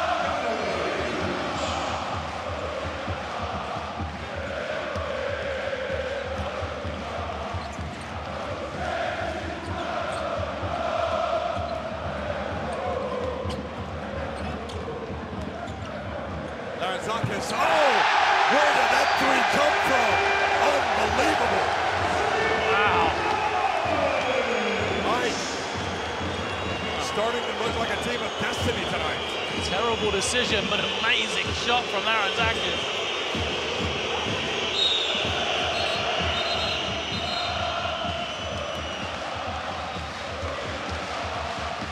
Harrison's going to get his second for that one. Free throws coming. Look at this. Nowhere in the world is there a basketball crowd like that tonight. Trust me.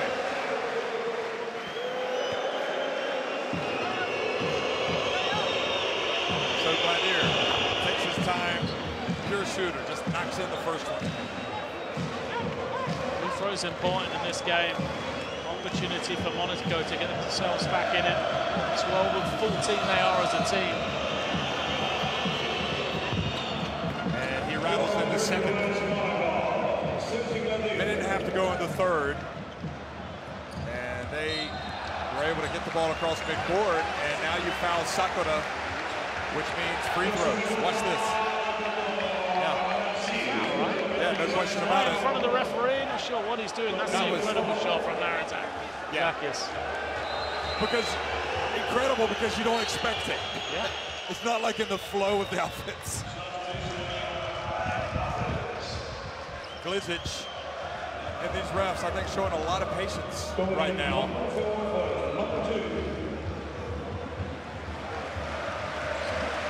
Mitrovic really chewing them out. Green takes a seat, and Kosakopoulos. I'm not sure they can hear Mitrovic. That's why it's so loud in here. He can shout as loud as he wants. No one will hear him. Sakura makes the first.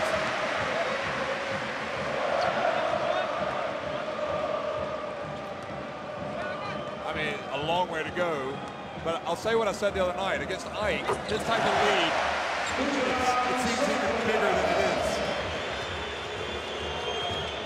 Monaco can play so fast and score in such bunches. Here's Kraft. Evans. Harris with the rebound. Kosakopoulos crosses midcourt. Dribbles behind his back. Kosakopoulos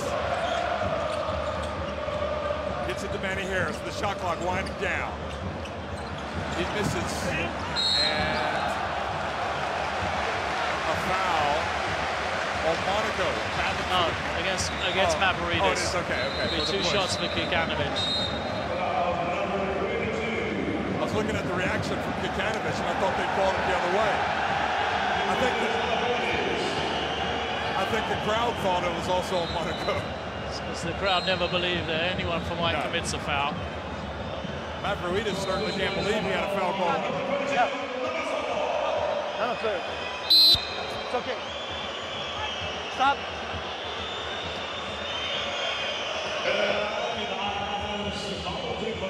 We're not hearing Glizic as much as we heard Mazzoni, are we? The referee in the last game. Oh boy. The woes yesterday, didn't he? Yeah, he finally stabilized the ship yesterday, but now this is the first. Hasn't been the big factor they needed to be tonight. He makes the second.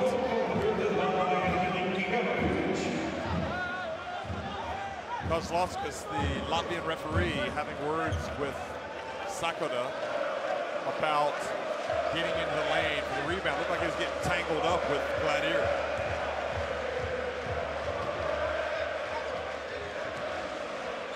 Final minute of the third quarter. Evans read it and forced the turnover. I love Evans. He's there looking right into the crowd. The ultras, you know, fired up. Wow. Could be a foul quite easily. Got a little bit of arm there. Yep. Robinson back to Gladier for three. Good. Huge play. Ice running in his veins. Back to a 6-point game. Just like that. And also a 2-for-1. They'll get it back. They can get a rebound. And a stop. Well, they get it to Mavroidis. Oh, he missed the easy one. And they've got time. Gladier. 5 seconds. What's he going to do? He's going to pull up. He's going to shoot it. He's going to make it. Sergi Gladier. And we're seeing the good Sergi Gladier tonight. The same Gladier that has been a Leaders Cup Trophy MVP. 2 meters behind the arc. 2 consecutive threes. Brings it back to a 3-point game. That was big. Huge play from Gladier. Back-to-back three. I mean, 6 points, final 30 seconds. Incredible from them. I like the lineup that Monaco went with at the end. I would like to see them bring that back. Robinson at the point, and as I said in that third quarter, get him downhill against Mavroidis. You know, when he's on the floor, I reckon Robinson's just too quick that he can get to the basket, and any help coming, you've got Gladier and you've got Evans out there ready to knock it down. I know it. George! 6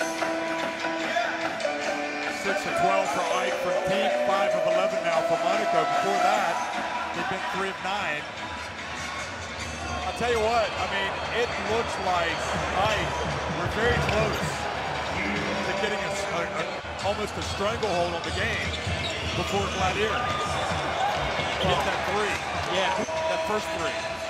Don't forget, Sakata at half said, you know, we're a team that goes up and down. And that's exactly it. The start of that quarter, Monaco, you know, chipped away, got themselves right back into it. Then Ike recovered, that was their down period, then they had their little run. They opened the lead up again, and now they're down. The question is, at what point will the game end? Ike on the way up or Ike on the way down?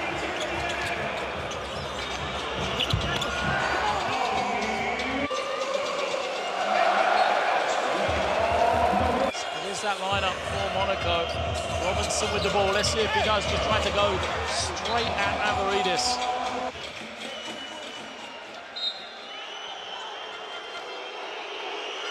So Robinson, guarded by Green. And now C going up against Sakura.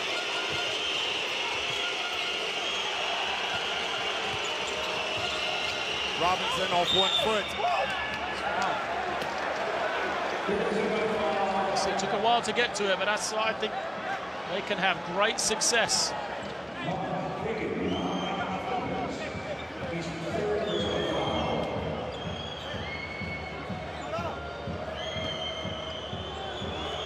Is this the time now when Monaco are going to rise? Play like a team that was so dominant in the regular season.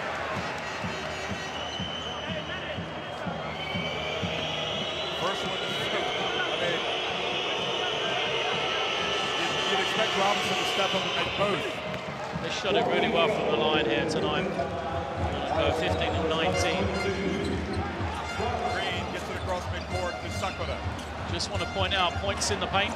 Punter's open. It's good. And he is fouled while shooting the 3-pointer. Unbelievable.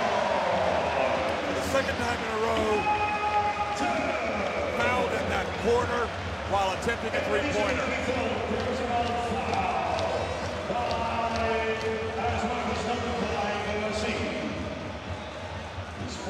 It's that fine line, isn't it? You want to put him off the shot, but you don't want to get too close. And Punter didn't do anything. He held the follow through. You know, no action from him, but it was contact, and so it's a foul.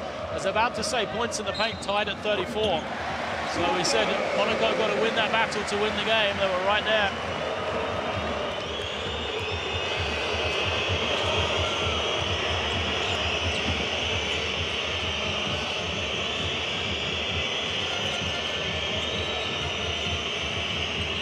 Robinson explodes, gets it in, draws the foul from Mavroidis. There you go, same thing. Getting it downhill, they're going to have to take Mavroidis out. Hunter's only got 2 fouls, so he'll probably come back any second. We're going to see Jackson British come into the game. Hunter comes in for Mavroidis. I still think go with it. Robinson, for me, is the key scorer for Monaco. Put the ball in his hands.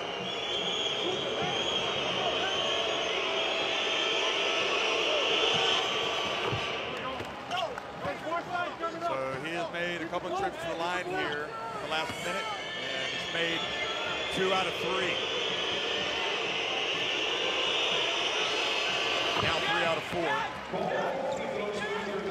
Remember, Hunter left the game after committing an unsportsmanlike foul, so he's back in, perhaps trying to redeem himself a little bit.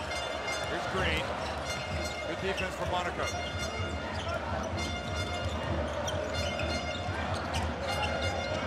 Green attacks, hands it off to Hunter.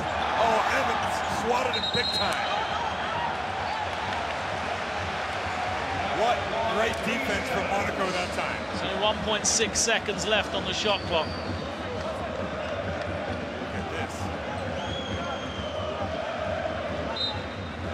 Boy, Hunter's got to go strong with that. Open. Oh, they got it to Punter, but that was off. Oh. That's fine, hit the ring. Fans thought they were trying to say he interfered with it. Let him go one-on-one here against Sakata. It's an unsportsmanlike foul. Yeah, you got to be careful, Sakata. They might call that.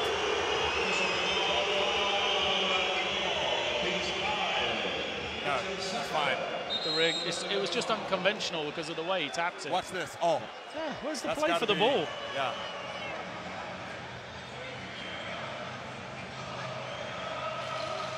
Four-point game, the Basketball Champions League final in Athens.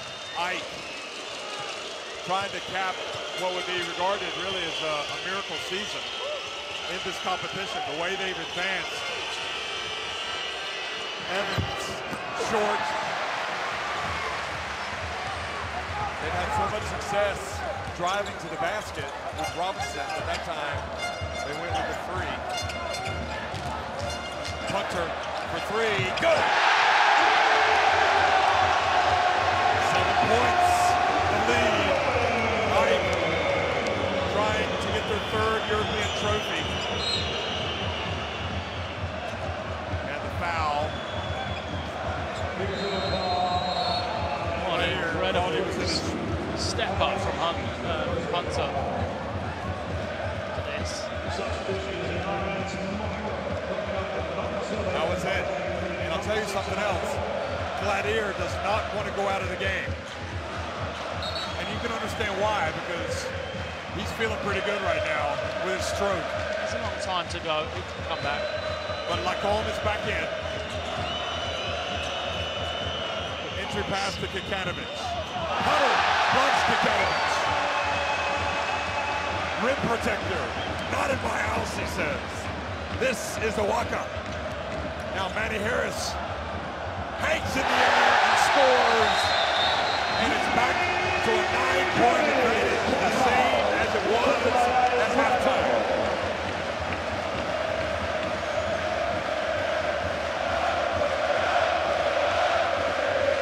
Incredible finish from Harris and pinpoint block from Hunter.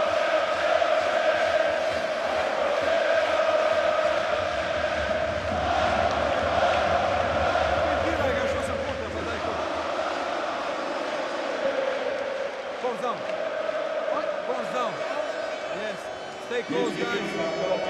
Take the ball. Force. Kikanovich inside. If you don't have solution, hands off and pop. They've had good staying power. And listen, on a pick. Monaco, what, 3 times? Got it to within 1 or 2 points.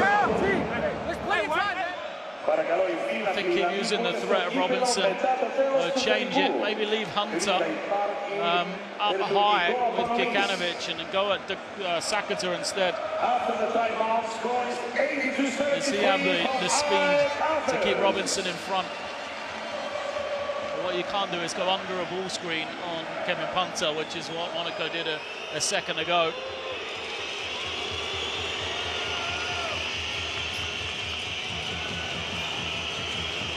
Yeah, good play. In. Evans, oh! He was going up. That would have been a great dunk. Mitrovic asking why there had to be a foul. Harris. Now he's denied. So they're letting him play. Lacombe. And this time a foul has been called, presumably on Hunter.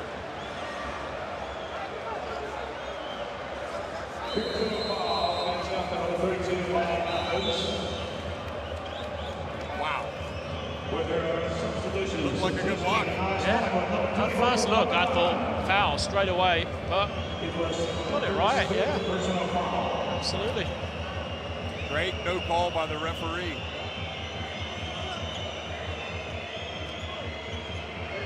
Nevertheless, Paul Lacombe, who's been solid tonight, at the line.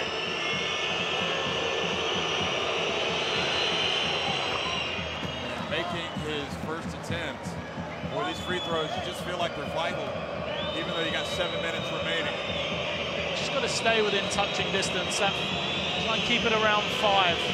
That's the key for Monaco. Oh, it makes 1 of 2. So it's an 8-point game.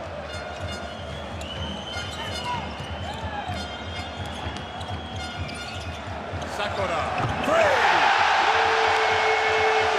And Mitrovic looks at Evans and says, that is the one player you simply cannot allow to shoot a 3. And then Hunter. They're going to count it. And the ball go off of the backboard. Mitrovic asking for a 3-point play, but watch this. Boy. I don't know what you think about this, Lloyd, but that Sakota shot, right on the money. He's 4 of 6 this weekend. Sakata now.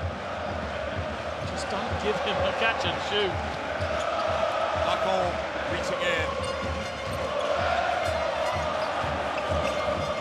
Now Sakata. That's much better. Takes a tough shot and makes it. Coming back into the game. Robinson.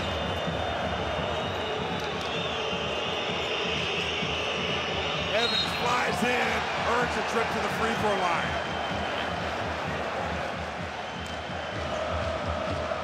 11 points. Look at Evans when he elevates here.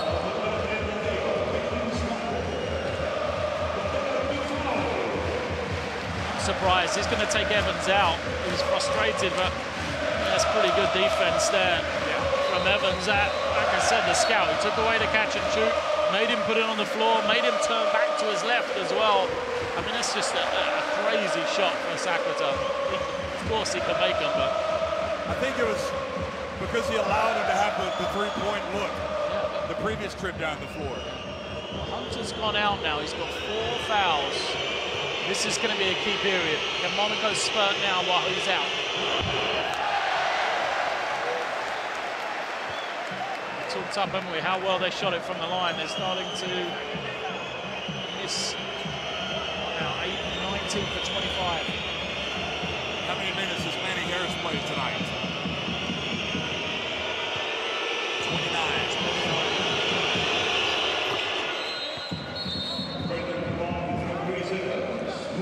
Evans comes out, and C comes back in. Brutus looks on.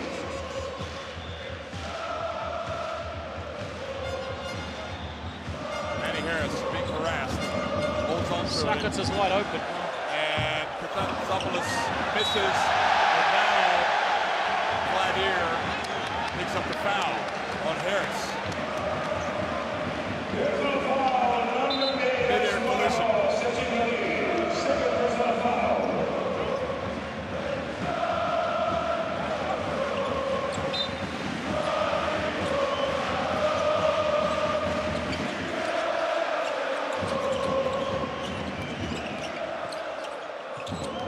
back of the foul by C. 3 fouls on Monaco.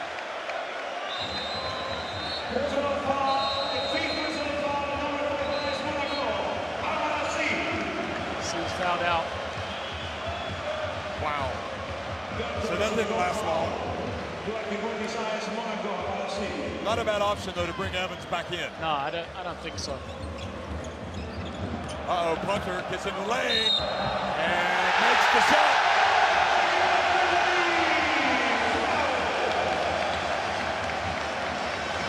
Here he is again. Absolutely terrific. 14 points in 15 minutes for Kevin Punter.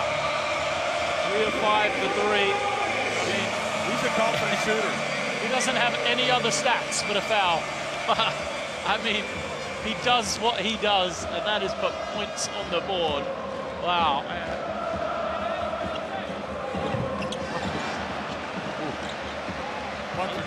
Free throws can be an issue for him sometimes. Kraft, Evans, hangs in the air, misses, rebound, punter. And right now, Ike look about as good a bets to win this title as they have for this entire season. Bounce pass, intercepted by Gladier. Gladier sprints up the floor, gets it quickly to Traoré. He is denied by a punter. Now Gladier for 3. Oh, boy. Wow, Sergi Gladier, huge 3. And you know why he doesn't want to come out of the game. Yeah. 89-80.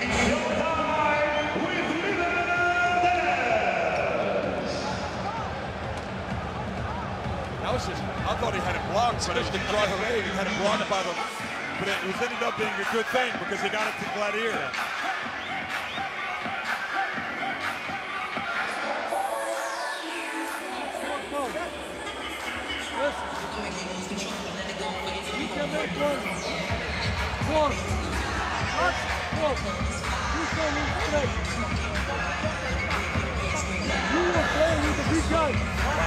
I'll tell you what, Mike should have 9 of 17 from deep. That's been the difference in the game. I know, Hunter, Marantzakis, guys like that. Sakata, of course. Hunter 3 of 5, Sakata 3 of 3. Marantzakis 2 of 2. There's 3 guys between them, shot it so well.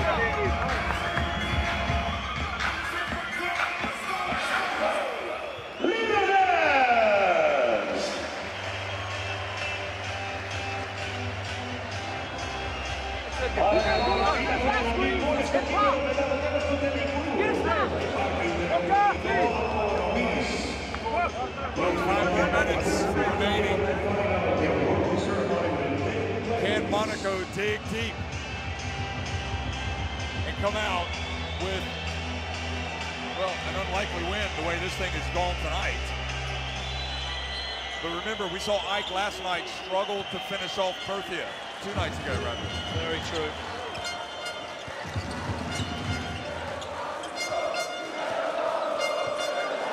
Troy's got 4 fouls. They're going to try and go at him. Well, James gets inside and scores. Great call. Point forward. Back to an 11-point lead. Quickly to Traoré.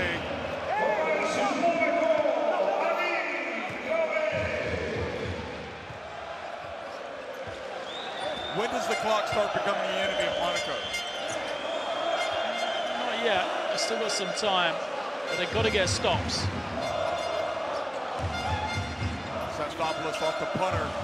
And fouled once again, shooting a 3-pointer.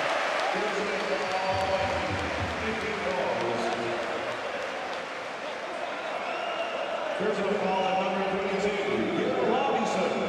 3rd personal foul. What's the right call? If you're in the air and there's any contact, like the slightest contact puts you off the shot. The referee's been told to protect the shooter, so I'm not sure why Robinson needs to get that close. It is just going horribly wrong right now for Monaco. Lost only once in the regular season. And then suffered a 1-point loss to Banford in the second leg of their quarterfinal. But they still won on that. Now, their backs are well and truly against the wall.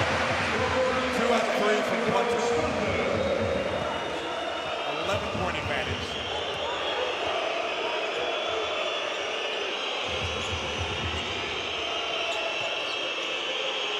Gladier. Oh, he takes the shot, and he draws the foul.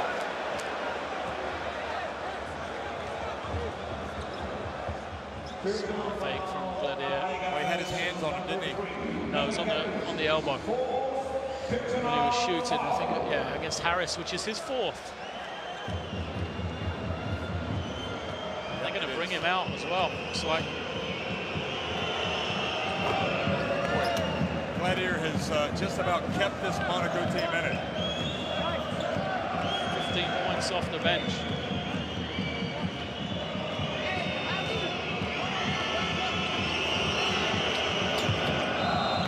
Now 16.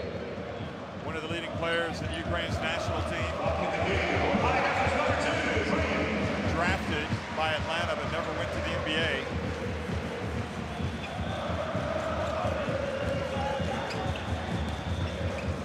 Mike Green trapped. Able to get it to Punter.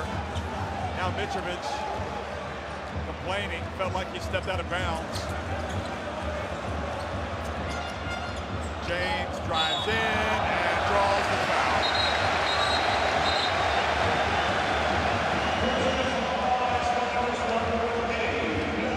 I'd like to see it again where Green was over there, but you see the replay of the foul. Called it against Gladier. Mitrovic is arguing that he was out of bounds, I think. So close to getting the steal. The trap was perfect on the sideline. Green did a great job to get out of it.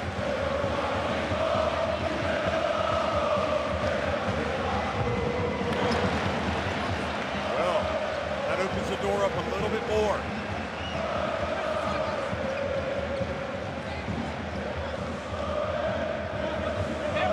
Mike Green looks over at the owner and says, the co-owner, and says, calm down, it's okay.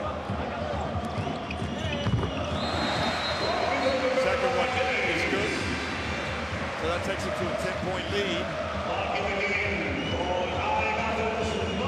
Vasilopoulos back into the game. Harris out so he doesn't commit a foul. Craft goes in hard. Now takes it back. Evans to Gladier. Gladier pump fake, puts up a 3. And then the foul from behind on Kraft. I'm not sure why Gladier avoided the contact. He had the man in the air on the shot fake. He should have jumped into him. I thought he was going to try to. I just don't think you can park Robinson in a corner at a time like this in the game. Robinson, for me, is the creative guy for Monaco. Get it to him, let him go to work.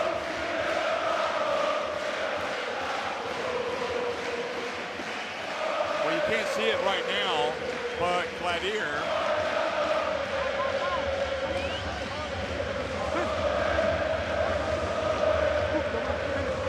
Hey guys, and you, Ali.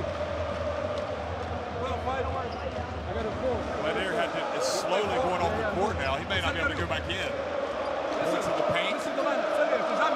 Interesting, you said that would be the telling stat, or one of it.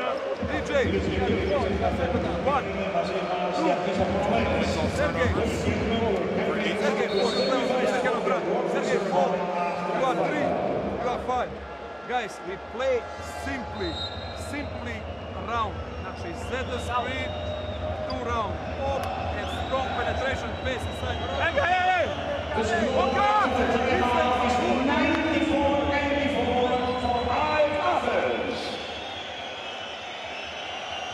score μετά από το timeout είναι 94-84 για την ΑΕΚ. Cooper comes back in.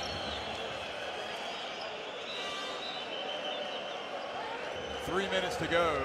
So Kraft takes a seat. Essentially, you know, Kikanovich is not out there. They're really small, aren't they? Gladiator does come back.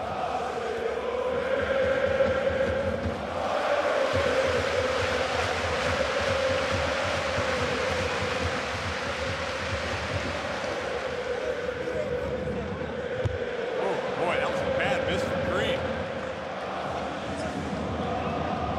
18 points on the game. It didn't look like it on that shot, though.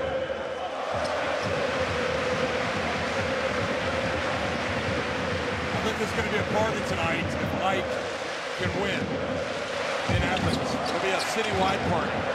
Vasilopoulos keeps it alive. And more time goes off the clock. Punter going up, fadeaway. James flies in, call for the foul. So that stops the clock and puts Monaco on the line. 10-2. James, number 1, Athens. 5 of 6 on the game. Chance here for Monaco. Set that little pressure up as well. Stop back in the trap they had before.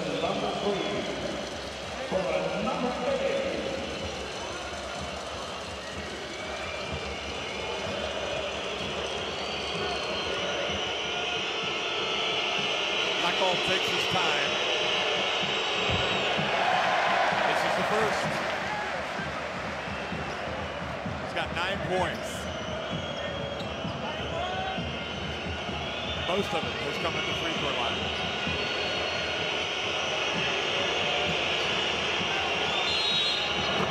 Second one is good. They're going to count it.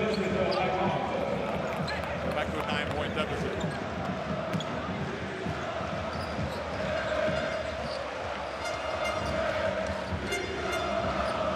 53 points allowed by Monaco in that first half. Harris flies in, blocked again by Lacombe. Quickly inside, oh, they pass it around beautifully. Finished by Lacombe. It's going to stop soon. They're counting. They might get a 5-second hit. And Lacombe comes up and almost forces the turnover.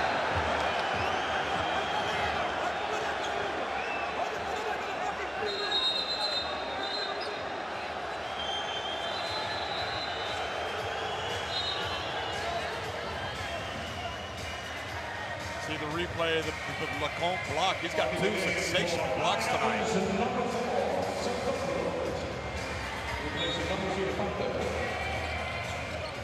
Harris to Kazanthopoulos. Goes behind his back. Trying to get away from Cooper. At least cross midcourt. Now back to Green. So they got 2 ball handlers.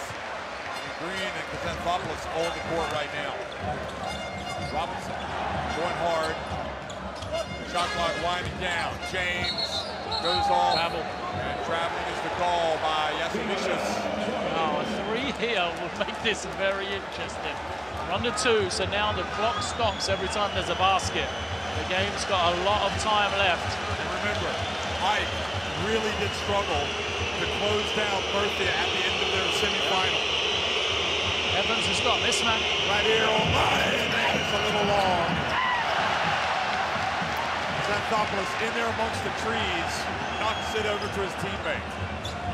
Green to Harris, and he'll take some more time off the clock. Xanthopoulos back to Sakura. Sakura puts it up, no, he puts it in. This could be it, folks. 9 points. Cooper pulls up for 3, good. Back to 6. Monaco can't back up. They've got to be the aggressor here. Harris.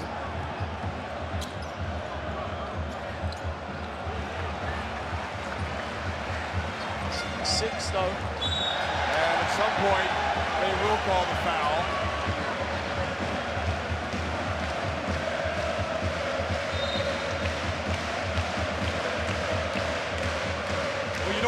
Sakura. I'm sure that was the right decision of Evans to foul. They'd lost points, they'd lost seconds. Yeah, if you're going to foul, call it. Do it early or don't do it at all. I'm not sure he was trying to foul there. I think he was just too tired to rotate. Yeah.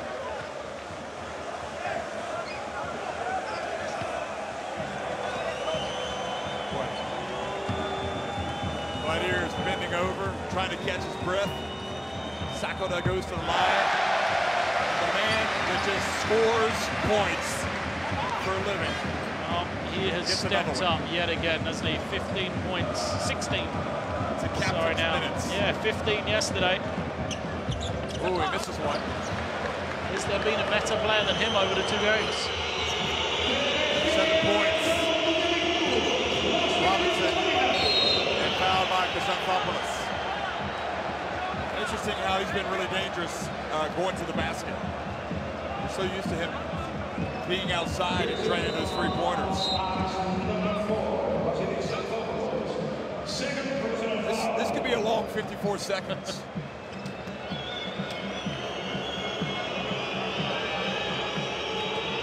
Just wondering if, as they bring the security down, if they're worried that the crowd might storm the court, like in the old college days.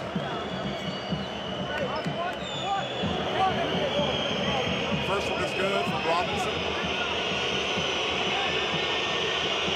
Surely they're not going to allow them to stand where they're standing. Second one is good. Talon Robinson's at the line as well.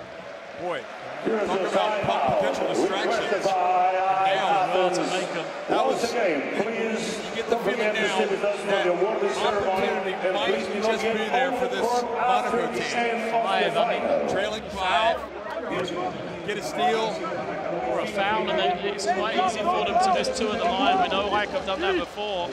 They're 24 of 36, only 66% as a team. So they want to make a foul on you, but that's it. Here is Mike. Here is Dusha. Mike, go. Be careful. There we go. Listen. They will go. Mike, they will switch this. Dusha will flash on the ball to receive it here. If they go for trap money, to receive it. Kick it down. Sakura. 40 points tonight. Hey, Billy, they're outside. No, they flash on the ball. Here we go. We gotta get it here. 50 seconds left. Hey. Coach Shakata told Delroy James they're going to want to foul you. That's what happened last night. Delroy James is the lowest free throw percentage shooter out there for AEK. Yesterday he got fouled and went 1 of 2 right at the end of the game.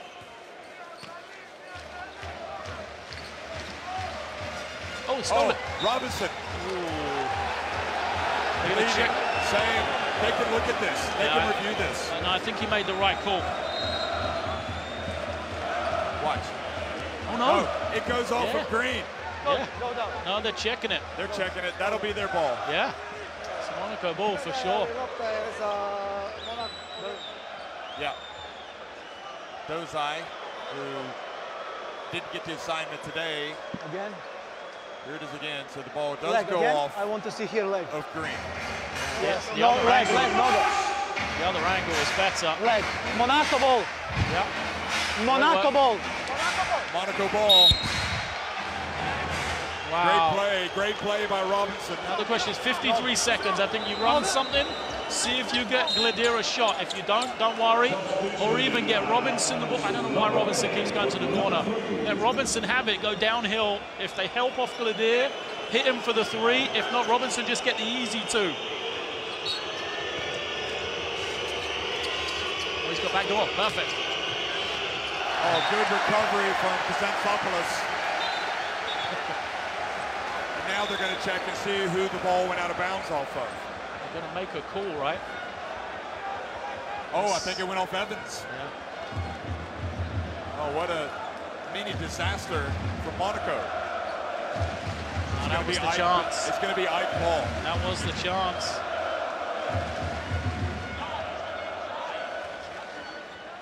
Oh, I don't know. Second look, I'm not so sure of that angle. From that angle, it wasn't as clear. One again. Nobody touched. Monaco ball. Monaco ball. Monaco ball. Say Monaco ball. It did look like on the first replay that it went off of Evans. But then at the second one, I don't think he got near it. That's why you have to have two angles. Kikanovic comes in for Macron. Let's see what they got for an out of bounds. DJ Cooper gets it to Evans. Cooper gets in. Back to Robinson for three. Evans, Gladier for three. Short. Gladier gets on the ground. Possession arrow goes to Ike. And they are really going after it. You can't blame them. There's a lot at stake. Good job by the ref to get in there. Monaco had a couple of chances. Wow, I mean, couldn't have got better looks, really. Plenty of time, though. 32 seconds.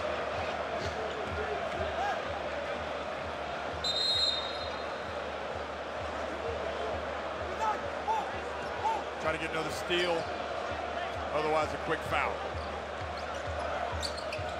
Ball inbounded to Harris. Oh, that turns it over. Gladier. What a play. What a mistake. Unbelievable. That changes everything. Green. They've got him in the backcourt. Again, another turnover. It's going to be Monaco ball. They're going to go to the screen again. They're going to look at it. They're going to make a call and then go to the screen. Unbelievable. Yeah. And as happened against Murcia, showing they simply are struggling to close out games. They still need a three, though, a lot of time. White ball. Oh, they would have settled for this position 10 seconds ago, that's for sure. Oh, it went off of Green. Yeah. Monaco. Oh, but we didn't see at the very end there, perhaps. All right. Monaco trying to get an extra timeout over here. Look at this. Again, see if Cooper has a chance to touch it at the end. No, he doesn't. He doesn't touch it. Boy, what happened on the first one? I mean, I couldn't see it. Manny Harris just fumbled the ball away. Gladier just got it. They need a three, but they can go for a two here. They've got plenty of time. They don't need the three. Get a score. Oh, he just blocked. Surely there has to be another play. It's way too much time. Great defense.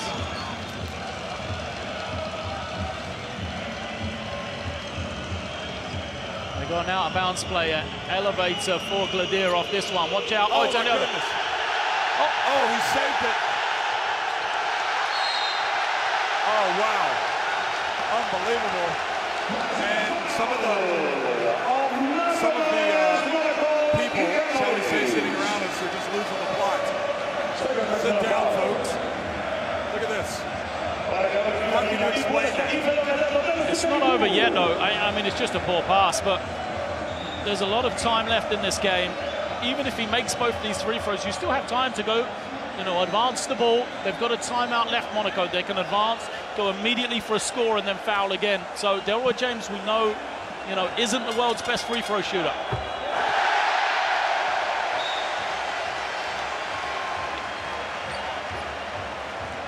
Well, now it's a two-possession game, effectively.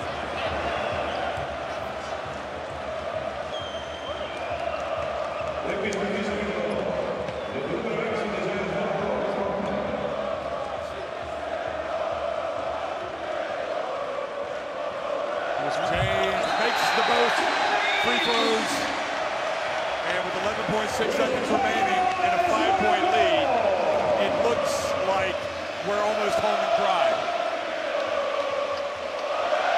They'll advance the ball. They need to go for a three here. Three, and then immediately foul. Hope they only got one of two from the line and he got a chance.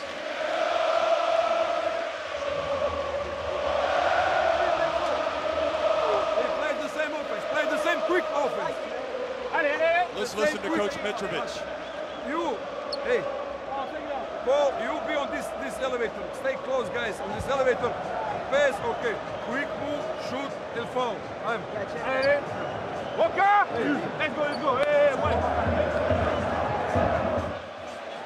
They'll try and go the same play that they turned over, I think, on the out of bounds.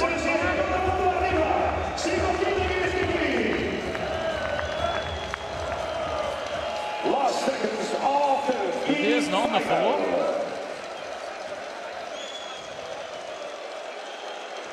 So 11.6 seconds, 5 points, the final of the Basketball Champions League. They got to put it up quick. He's going out of bounds. Oh, he fouled him. And he called a foul on Mike Green. I tell you what, that is a great call, and that as great as well as he has played, that is a boneheaded play. Completely. Mike Green simply cannot make that play. Let him make the three if you have to. I mean, but Cooper's got to make all three here.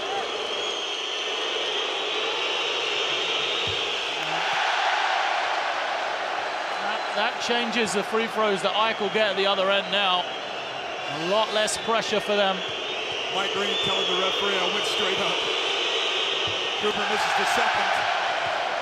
And this is a bitter pill to swallow for Monaco. The choice is, do you miss and then try and tip it out for a three?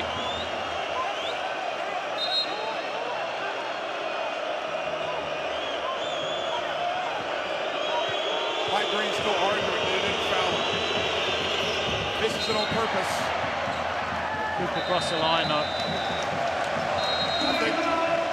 I think they're going to have to do something cataclysmic not to win this now.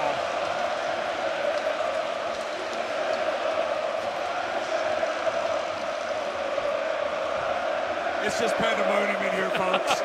The flare started. I mean, it's not just there. It's everywhere around us. We've had a clear view of the court for the entire game until now. Now we have no view.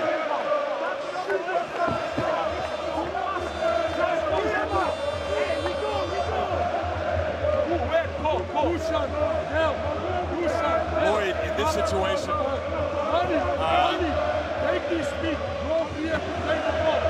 well, they inbound the ball. If they inbound the ball, it's very difficult to lose. You know, you get a 5-second violation, maybe by some miracle, there's a chance for Monaco, but Ike, no, inbound it, it's all over.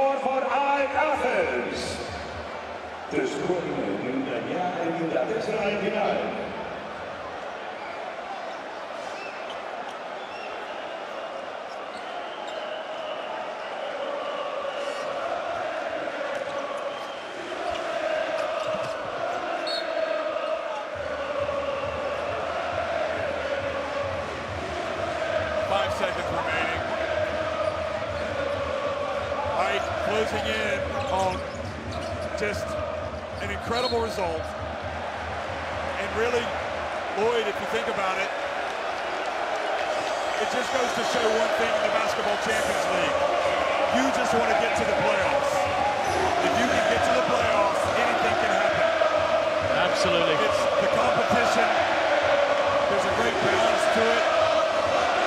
And Monaco, well, they wanted this, and they got it. And they're not going to win. It's unlikely. That's it, folks. Ball game. Ike have done the improbable. They won the European Cup Winners' Cup 50 years ago. They won the Supporter Cup in 2000, and now they have won 194 to lift the Basketball Champions League trophy. An incredible, incredible season, perhaps that no one saw coming in European basketball. Home court advantage. Monaco, arguably the best team all season long. But the home court advantage and there was that sense that this Ike team was a team of destiny when they got to the playoffs, and once they advanced from that first round of the playoffs. Well, Monaco were the best team in the regular season, but without a doubt, Ike were the best team here tonight. You know, a very impressive performance. 100 points against the Monaco team. We came into the Final Four talking about how good defensively they are. 100 points on the Monaco team that turned over Ludwigsburg yesterday, you know, over and over again and got easy scores in transition. They just couldn't do it against Ike, and you know, credit to Ike. It was a very, very impressive offensive performance. Yeah, they came out and they executed. First half, especially, and you know, you go back and listen to Mitrovic at halftime saying they had a disaster defensively in the first half when Ike scored 53 points. They had to climb out of a huge hole. They almost did. They did so much here. We said offensively they played well, but you know, the runs that Monaco got on the start of that third quarter, Monaco got themselves back into the game, but you know, Ike responded, did what they had to do. And what do you think now? Monaco are going to go back. They're going to dissect the video. They're going to dissect. What are they going to say? Where did we go wrong? I think, you know, Coach Mitrovic hit it in the first half. You can't play defensive like that, you know, and then they got themselves in a hole a bit too much. The fouls that they had to respond to, and then when you're chasing a game, it becomes different, you know. And how much of an impact did this crowd make tonight for Ike? Oh, absolutely. The start of the game, you saw that. But that man there, Mike Green, 19 points, he stepped up. And you look at him, James, 13 points, Hunter had 10. So all three of those guys we didn't really talk about in the pre-game show, all hitting double figures. Alongside the step up again, Sakata, Manny Harris, he only got to 9 points. Just look at the numbers, 9 of 17 from Teague. Monaco actually out-rebounded them in the end. 4 assists from Monaco. In fact, the turnovers they cut down, and Ike had 12 in the second half. Yeah, that was the Monaco defense. They did a great job. Flanier, he was terrific, 18 points. James, you know, the way they utilized James, attacking the basket, but also defensively, he was tough. Green, he was shaky at the end, but he had 19 points. Punter 16 and Sakata 16. Sakata, both Sakatas are now going to be Ike legends. Well, you look at the lineup for Ike, who didn't play at the best of their ability. That's the question. Every player in their roster stepped up all the way through, from guys like Laranzakis knocking down his shots when he needed to, Mavridis coming in with that 7 points. You know, everybody did what they needed them to do, and they stepped up. The other side, you know, you look at Monaco, did they get those same step-up performances from guys? Kikanovic played well, 12. Rudez didn't score. Amari C only had 8. Cooper and Kraft, we talked about this, they need to score. They didn't really get going in that way, but I don't think it's offensively for Monaco, because they scored 94 points. They did plenty in order to win the game, but defensively, they didn't execute that defensive game plan to win. So turn the clock back to that game day 16, where there was so much uncertainty about who would go through from the group that included Strasbourg, that included Ike, that included Midi Bayreuth, and it's just incredible how the whole thing is unfolded. Well, was that the underrated group is the question. Midi Bayreuth made it through. You know, had a really close quarterfinals against Ludwigsburg as well. So there's a lot of quality that came out of that group. Maybe we underestimated it.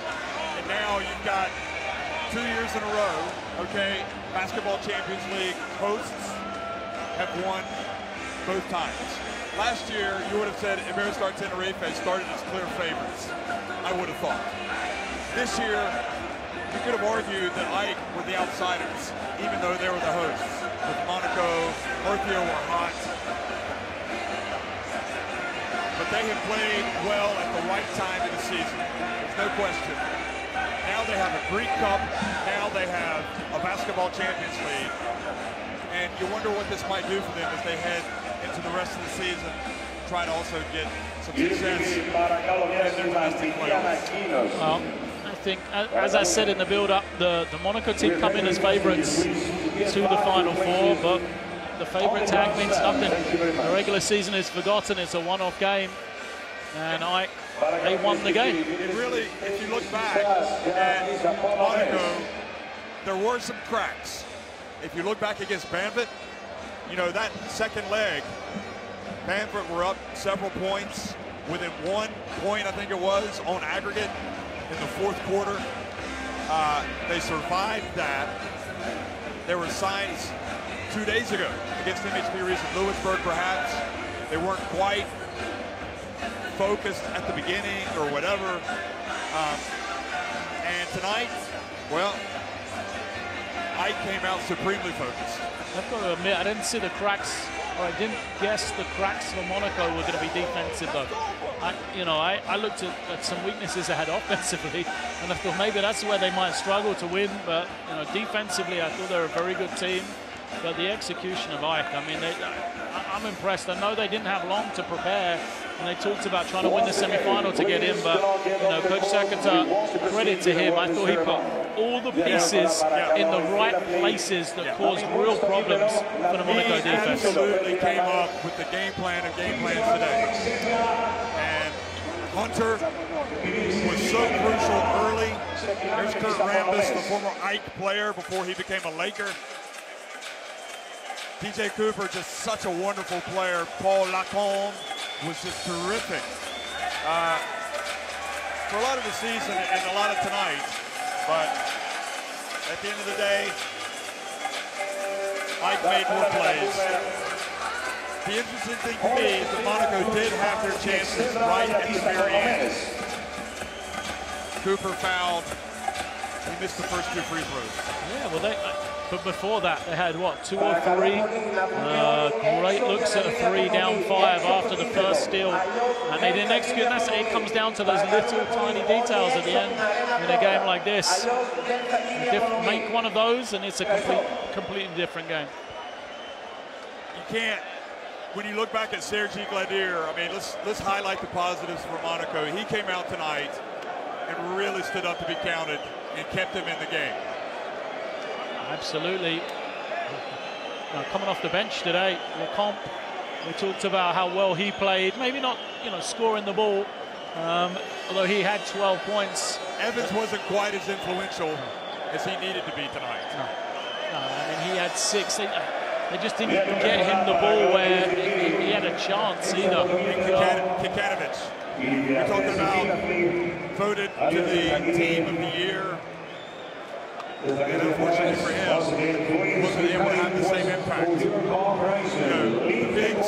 bigs of Ike were better tonight than the bigs of Monaco. Vince Hunter, Mavroidis came in and was effective in both semifinals. And don't forget, really, I mean, Ike had to survive 2 really tough games. Yep. I think back to the things we talked about before the game. How could Ike win? And one of the things we talked about is those step-up performances they got in the semi-final. They got them right. Sakata made everything. 16 points personal. Mavroidis, 7 points. Even Chrysanthopoulos, he didn't have perhaps the great distribution game he had in the semi-final, but still hit a couple of shots when he needed to. Did a great job distributing. Played excellent defense and then handled against the pressure late on as well. And interesting. You would have thought the point guards. I would have thought the point guards of Monaco would have won that battle tonight. But Green came out and was just unreal. Green had 19. He outscored both Kraft and Cooper combined on his own. The only aspect, as you look at Sakata, the captain, taking the net down, Green did not execute well at the very end of the game. Not at all. They gave that chance back to Monaco. He turned it, but he also turned it over, the ball going off his leg. But so we definitely still know that for Ike, it's difficult to close the games out, but they did enough to win the game. And what's been your favorite moment of the season other than seeing this crowd here tonight? 2 nights ago. I think right now, when they're starting to bring the volume up, it's hard to think past them, to be honest. I mean, you look back at Ike with getting the late three-pointer from Sakoda to beat Mehdi Bayreuth to get to the playoffs. I think the level of competition throughout. You know, you look here, Murcia, 4th place finishers in their group. They made it through to the Final Four. Same thing with Ike.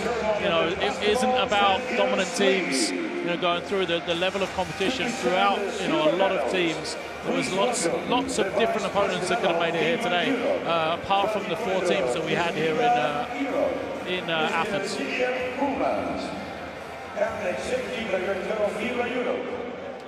Well, Ike clearly had the pieces that they needed to win the title, and they're going to honor.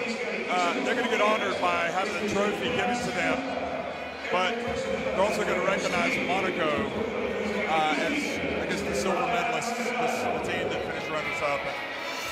It's a tough night for them. Make no mistake about it. You've seen the looks of the players' faces. It always is if you get to within seconds of the European title, or if you get to that final, then you have a chance to win it. Well, for Monaco, the season they had, such a great season throughout. They really were the standout team from week 1. Best record in the regular season, but it doesn't equal a championship for them. I think what Murcia and Ike have proven is that if you can just get to the playoffs, anything is possible. 2 excellent teams. You've got 2 seasons. I think really you've got 3 seasons. You've got the regular season, you got the playoffs, not including the Final Four, and then the Final Four. What about qualifying? Yeah, actually, you've got 4, yeah. Yeah, hats off to MHP Reason for making it through the qualifying rounds, all 3, just to get to the regular season. So Monaco are being congratulated on a wonderful season. Monassi, Badir, Bayonne, George and Joseph. I was disappointed Joseph didn't play more. I thought he had a really good season for Monaco. Lacombe, Robinson, Kraft, and Evans. How many of these guys will they bring back next year? That'll be a big question. Because they did not keep the majority of the players from last season. Come on, Novak.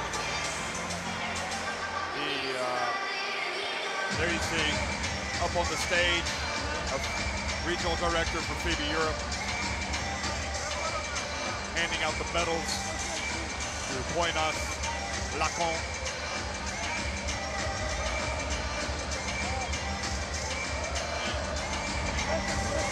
Kraft, Evans, Mitrovic. So you don't think it was necessarily a case of a lack of execution, or sorry, it wasn't the game plan for Mitrovic, it was just the lack of defensive intensity. Yeah, I think that the game plan wasn't necessarily the worst thing, but the execution of it, yeah. Some of that's on the players, but some of that's on the quality of Ike as well.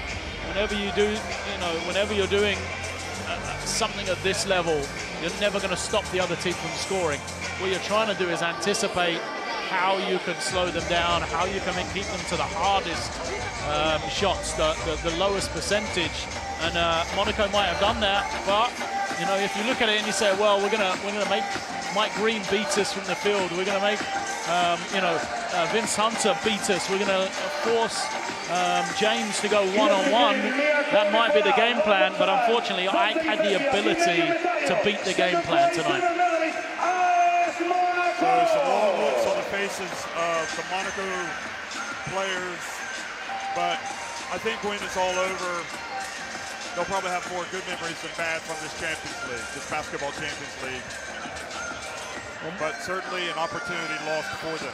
Well, for Monaco, 3rd last year, second this year. Let's see what happens next year. You know, any team coached by Coach Mitrovic, they got a chance to be there or thereabouts. Basketball Champions League Final Four MVP title. Please welcome the president and now Ike is going to be honored as the winners of the second edition of the Basketball Champions League. There's Mike Green. Final player is He's going to be the MVP first.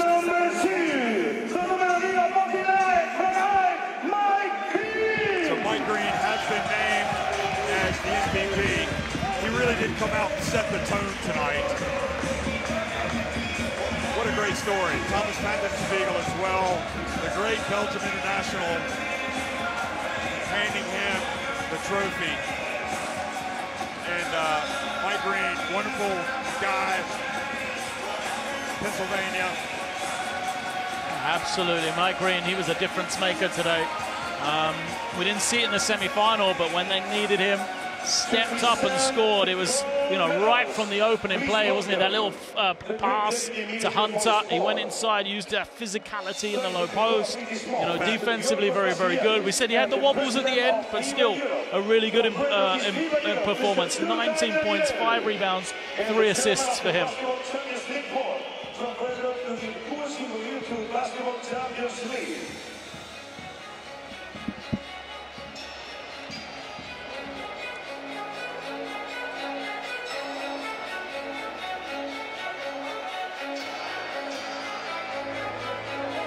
So the celebration's still going on. I dare say these guys will not sleep tonight. We sampled the Athens nightlife yesterday, and they do stay out late, don't they?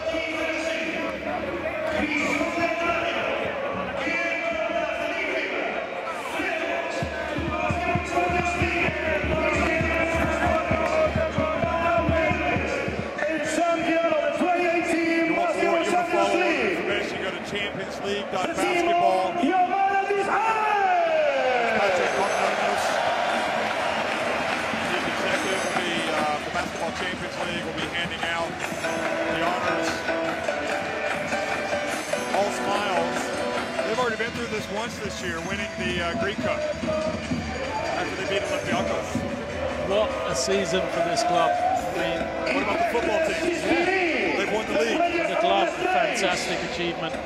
We talked about it was a fairy tale really. 50-year anniversary in Athens when they won in '68. Back in Athens to win in 2018. So Manny Harris, the MVP, Hunter, Matt Ruidas, Sakura, the captain. Hunter was so crucial. Vasilopoulos, Novadas, he didn't play tonight.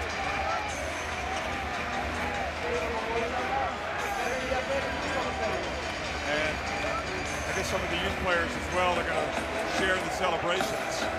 There's Matt Ruidas up on the stage, and Hunter.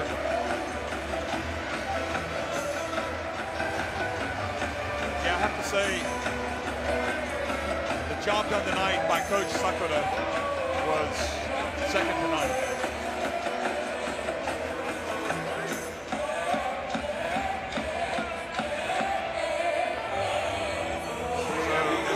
Trophies. Lloyd, I guess we're going to sign off from the Basketball Champions League. Oh no, we're going to watch. Aren't they going to hand him the trophy? Yeah, we'll watch him give him the trophy.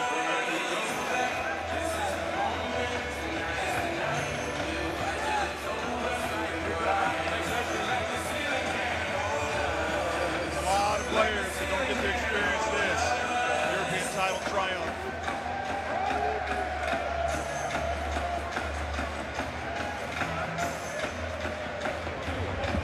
Smiles around. They really do deserve it though. You know, 2 impressive performances. I thought they played really well against Murcia. They rode their luck at times, but you know, we said Murcia didn't play well, and that was down to Ike. And yet again today, we say Monaco, they didn't play well, but that's down to Ike as well. So no one gave them this trophy. They definitely took it with their performances and the way they played.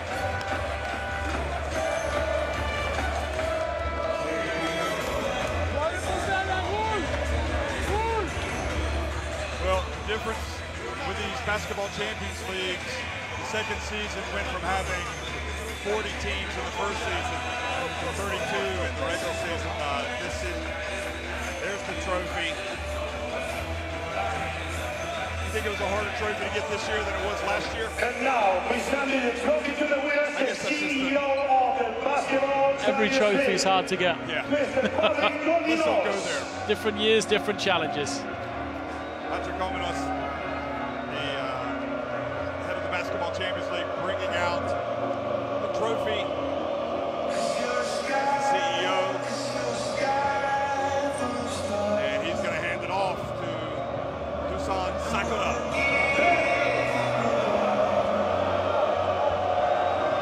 Think they're happy?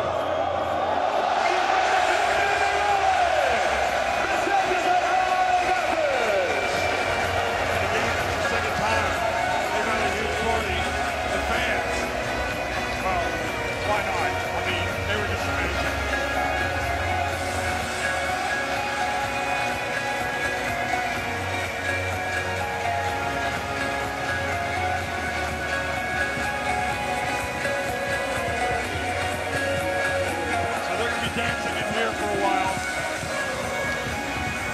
Just a thought, Lloyd. We'll see some of these players, a lot of these players playing for the national team coming up in June and July for the World Cup qualifiers, and also in September.